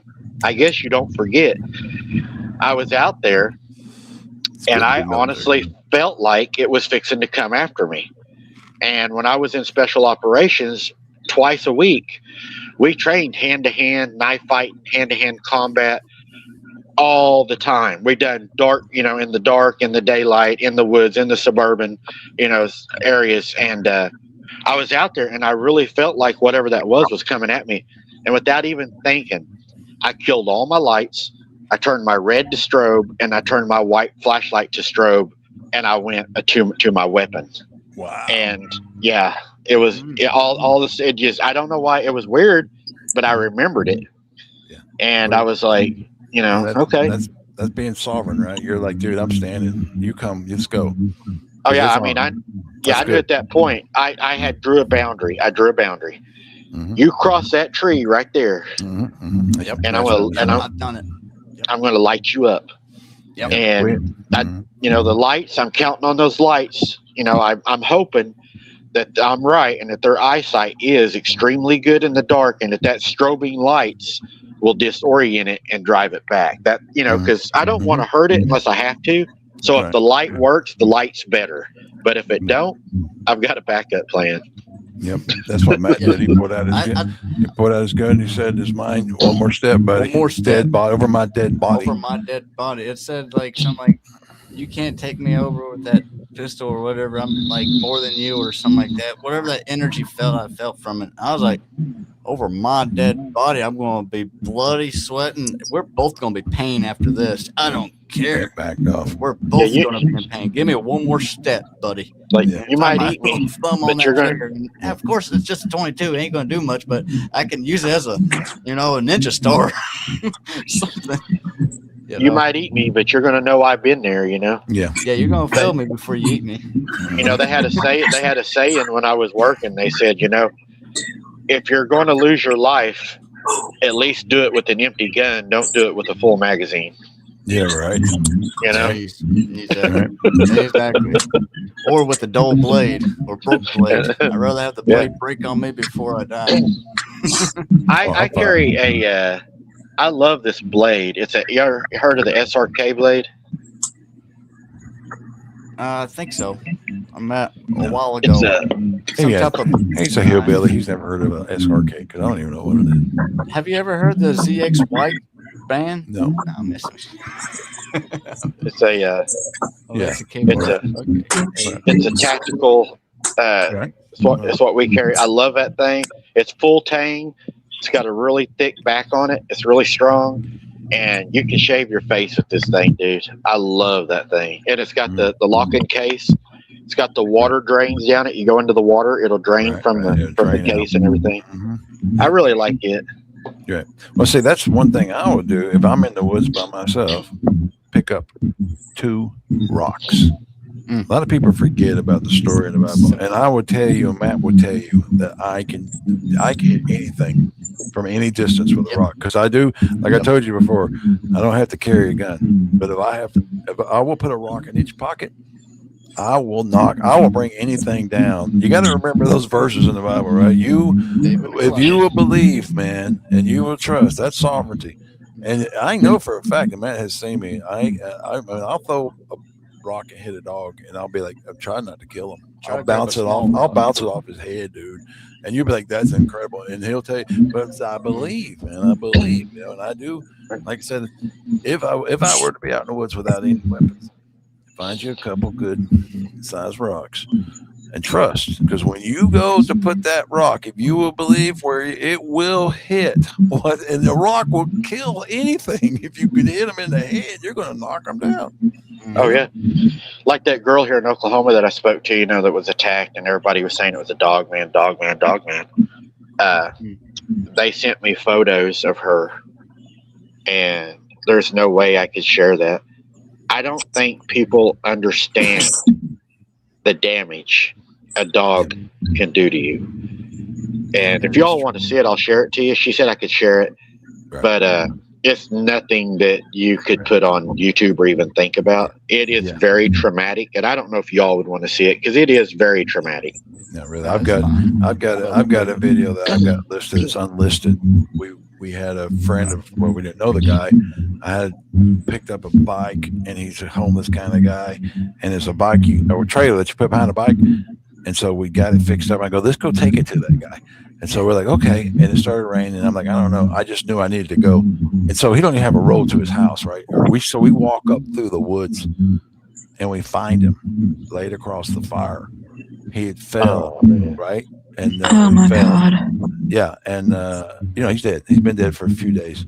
Matt got the energy that the guy had ate something somewheres and did something to him. So we called the cops out there and everything. But I have, like I said, I did document it. I do have that video, but I could never put it listed because it's not for general consumption at all. Because I'm in his family. Because I was walking up there with the cops, and his sister came and was walking up, and I stopped. And I said, "Hey, guys, she doesn't need to see her brother like this." And the cops like, "Oh, that's a good idea. Why don't you stay here?" And I'm like, "Yes, please, ma'am, stay right here." Because like I said, he was half burnt. He had fell and he'd been there. So I'm going to get to the details of the what was at the scene. But again, there's some things people do not want to see. Yeah. And the sad thing is that's the reality of life. It's real. Life is it's reality as you see it in front of you. You said it best. It's real. And when you see it in front of you, you don't have any other option but to you have to accept it. It's like a military mindset. You kind of you step into it. You're in it. I got to tell you one other sad story. Everybody out there, get your box of tissues ready. I don't know if I can tell it. You're looking at me like I can't tell it. Oh, jeez. I'll tell it then. You're gonna tell it? Yeah. Old Dodo, he finally passed away. It was just a few days ago. And we do things naturally out here. We don't see pets. We got too many pets.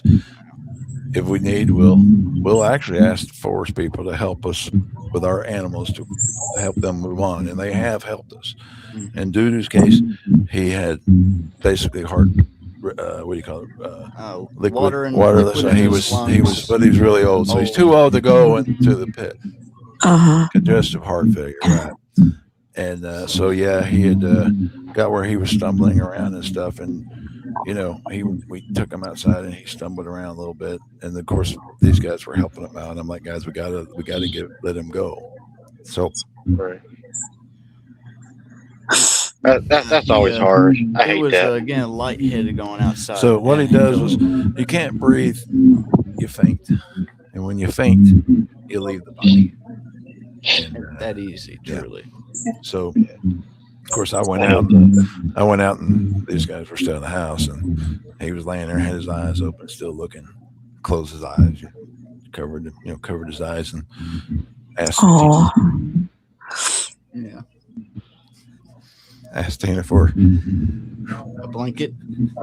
Yeah. Of course, she comes out. She goes, "Here's his favorite blanket." I'm like, "Oh my god, damn it, Ma!" Oh yeah. So we covered him in his favorite blanket. I believe we'll see him again. I believe that. Absolutely. Your relatives are responsible for taking care of your pets when you're in heaven. And my dad is really ticked at me. He's got so many, and her mom, and so many animals that they have to take care of. So when you get to heaven, all your pets will be there because your relatives are babysitting. They're with your relatives, waiting for you. Mm-hmm. I was raised so much the same way you guys were, because when I was raised, we had a lot of animals and we didn't have a lot of money, so we didn't go to the vet. We took care of it as best we could, and it lived or it didn't, but we made sure it was comfortable. And there was times, that Grandma had called me when I was 10 or 11 or 12, and she would say, "I need you to come over here and put the dog down." And I would have to go do that. And I would cry and cry. But later, I learned as I grew, Grandma would say, "Now, would you rather go do that or let it lay out there and cry and hurt?" She said, "You love it, you fix it where it doesn't hurt." And that's how I was raised. And on the farm, that's no better place than to see the circle of life. Because on a farm, you will see the circle of life. It will be. Yeah, we have the last average was 2.2 pets a year. That was our last average. We live on a farm. We have coyotes. We lost last night. Matt went up. One of our favorite little peeps, black snake, got her. Right. Then we had a few weeks ago. We had a chicken hawk come in and take the head off one of our little gray peeps through a fence. And then we had 3 weeks ago. Yeah, I'm just going to tell you about all the death we have. But you get used to it. 3 weeks ago, it's normal. It's common. But that's where you start. That's where you start seeing it's okay because it's normal. A month ago, we had a fawn that wasn't doing so well. We did everything. Matt and them operator took the ticks off of it and did everything we could. Then it went with its mom, and we were so happy. And then it came back, and then we knew we got to leave her alone. We fed her and everything. We got to leave her alone. And of course, she passed. And then we put a big old white tarp, one of those pop-up tarps, over the little fawn. So it wasn't being the rain, and we left her laying on the ground for a few days so Mom could visit her, come back and forth and see that my baby's gone, so she can absorb that. And we buried her where she laid. Right? I mean, these are natural ways that people don't think about because we don't respect the dead. We respect ourselves to say, let's cut Grandma and let's keep her alive. Let's keep her alive at all costs. That's not respecting something that needs to be in a leave. To leave. Let them leave. Yeah, from what I saw from Dudu, it was like, oh my gosh, it's so much easier that way than any other way. Because I did give him the last pet while he was doing his last breathing. And, I'm trying to remember where I was going with that. He finally got to a point where he was sitting up, going downhill, and he's breathing through his belly instead of his chest, So it was at that point it was the hardest at the most he can do. And I gave him his last pet, and I told him, "It's okay, man. You'll make it. It's okay. You could do it. You're a rock star, and you always will be. Dang it." And you'll be a brand new puppy in here in a few minutes. You're going to be a new puppy. Mom and Dad would be impressed with you. You'll be a new puppy. Yeah. What I told him. Oh. Turned around and was fixing the sprinkler, and then it was like I think 3 or 4 breaths later. Yeah, that's when he stopped, and I walked in. And it's like, no, I'm out. Yeah, and I went out. And I felt like I went out. And he's just looking, staring where Matthew walked off. I'm so sorry, y'all. So sorry. We do everything in life we can to save our pets and our loved ones.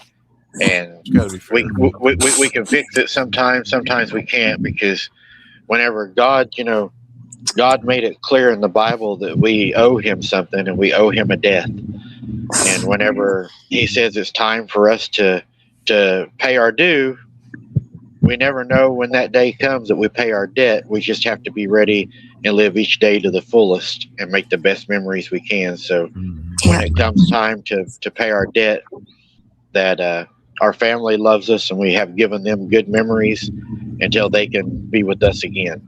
And I think it's about leaving people enough to sustain them until they're able to come and be with you again. And I think that a lot of people try to tear each other down more than people try to lift each other up.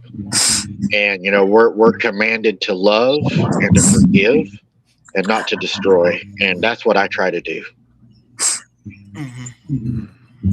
We got people crying. Not to hold on. Yeah. They make us cry.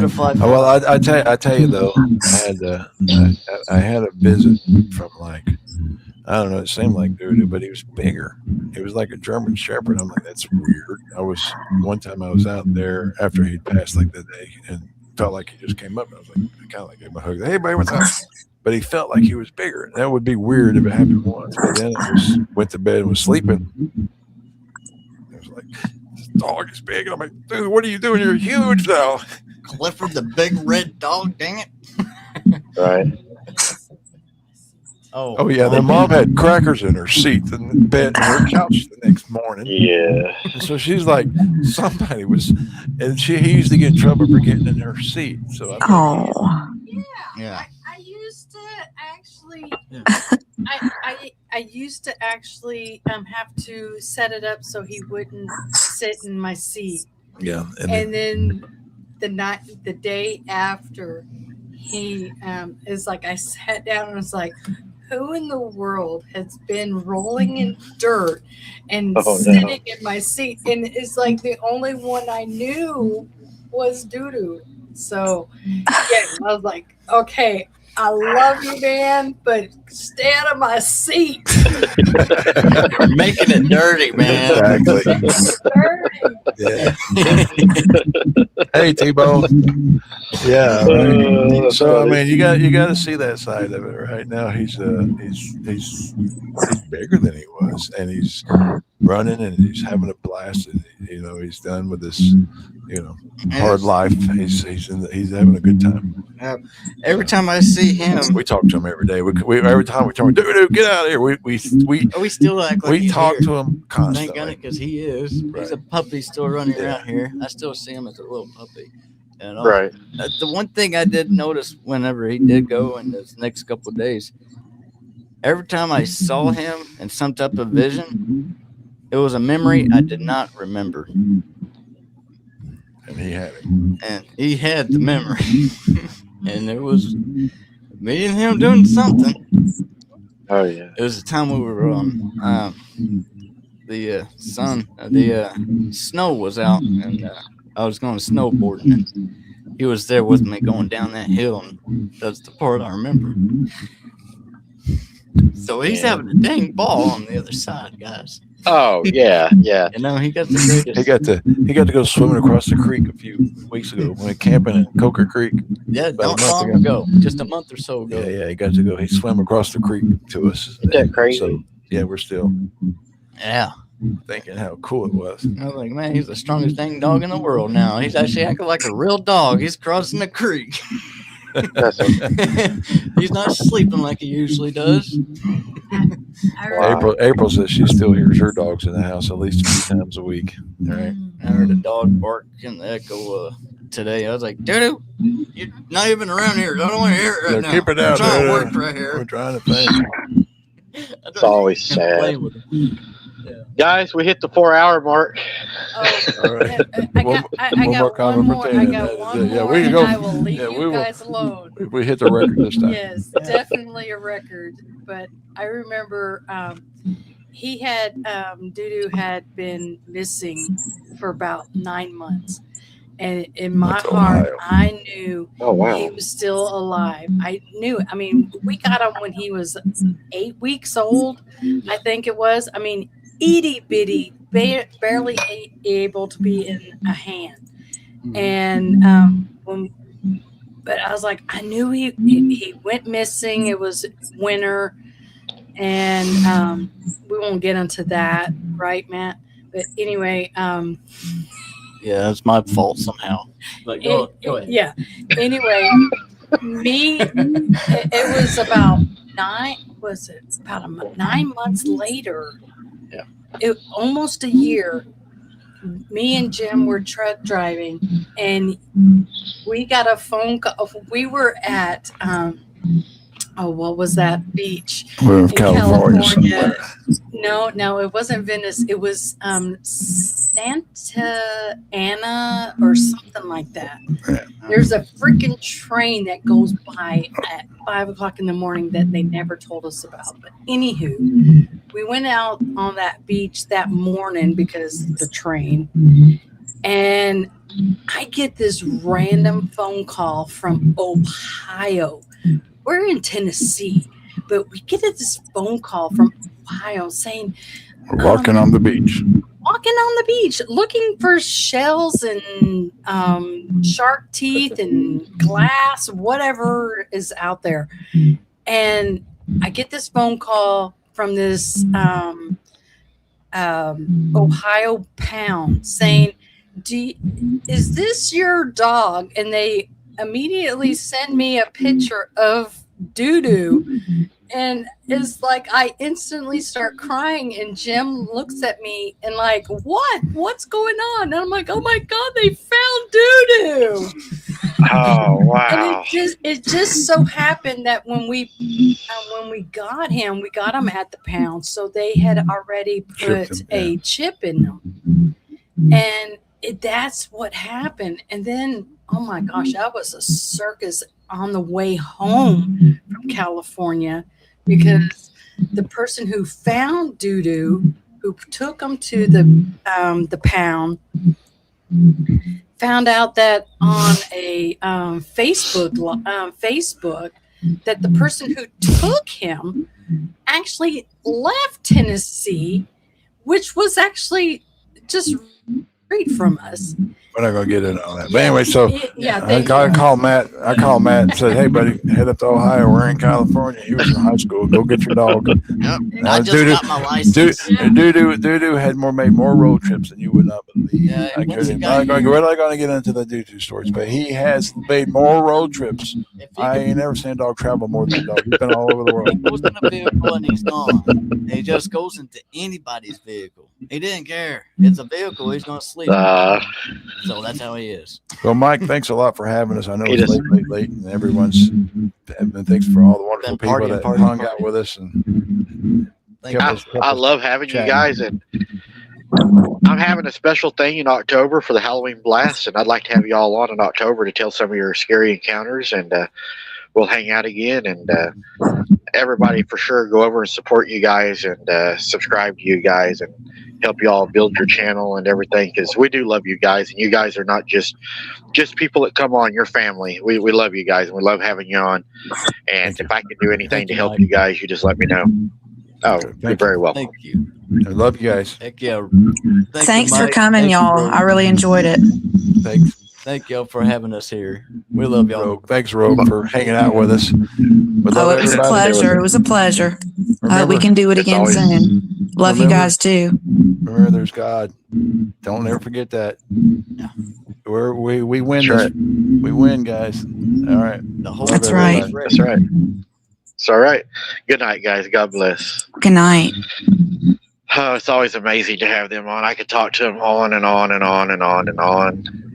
Rogue, what'd you think? I know we probably spoke more than left you kind of sitting there listening. So what are some of your afterthoughts?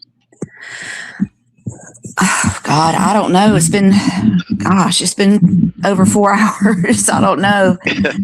I enjoyed all of it. I mean, I love listening to them get off on their little tangents and talk about things and their animals and everything. I don't know. They're hilarious, and they both have a heart of gold, and I don't know. They're great people. I don't know. I like them a little bit better every time.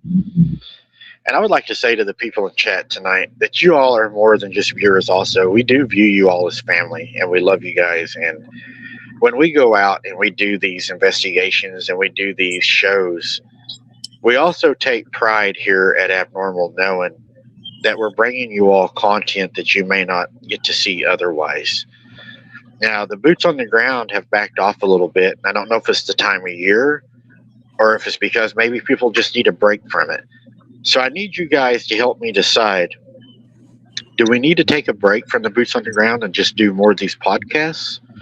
Or do we want to continue to do boots on the ground? Because right now, with the numbers on the boots on the ground and people backing off of the boots on the ground, we're actually thinking about ending the boots on the ground. And I may get in trouble for saying that, but let me know what you all think. And Rogue, I'm going to give you the last say before we head out of here. Okay. There's the bus. You're welcome. No, thanks everybody for joining us. I enjoyed it. I don't know what else to say. I'm so tired. All right, guys. Well, guys, like I said, I love you guys. We have a show tomorrow night. We have another special guest on tomorrow night. Jeff Friend is going to be joining us, and he's going to talk about what was behind the red door when he was a child. You're not going to believe what they fed behind the red door and how it all happened. Join us tomorrow at 8 o'clock p.m. Central Standard Time, and you're going to love that show. All right, guys, until next time, good night. God bless. Remember, guys, never surrender. Never give up. Oi. We'll see you on the next one.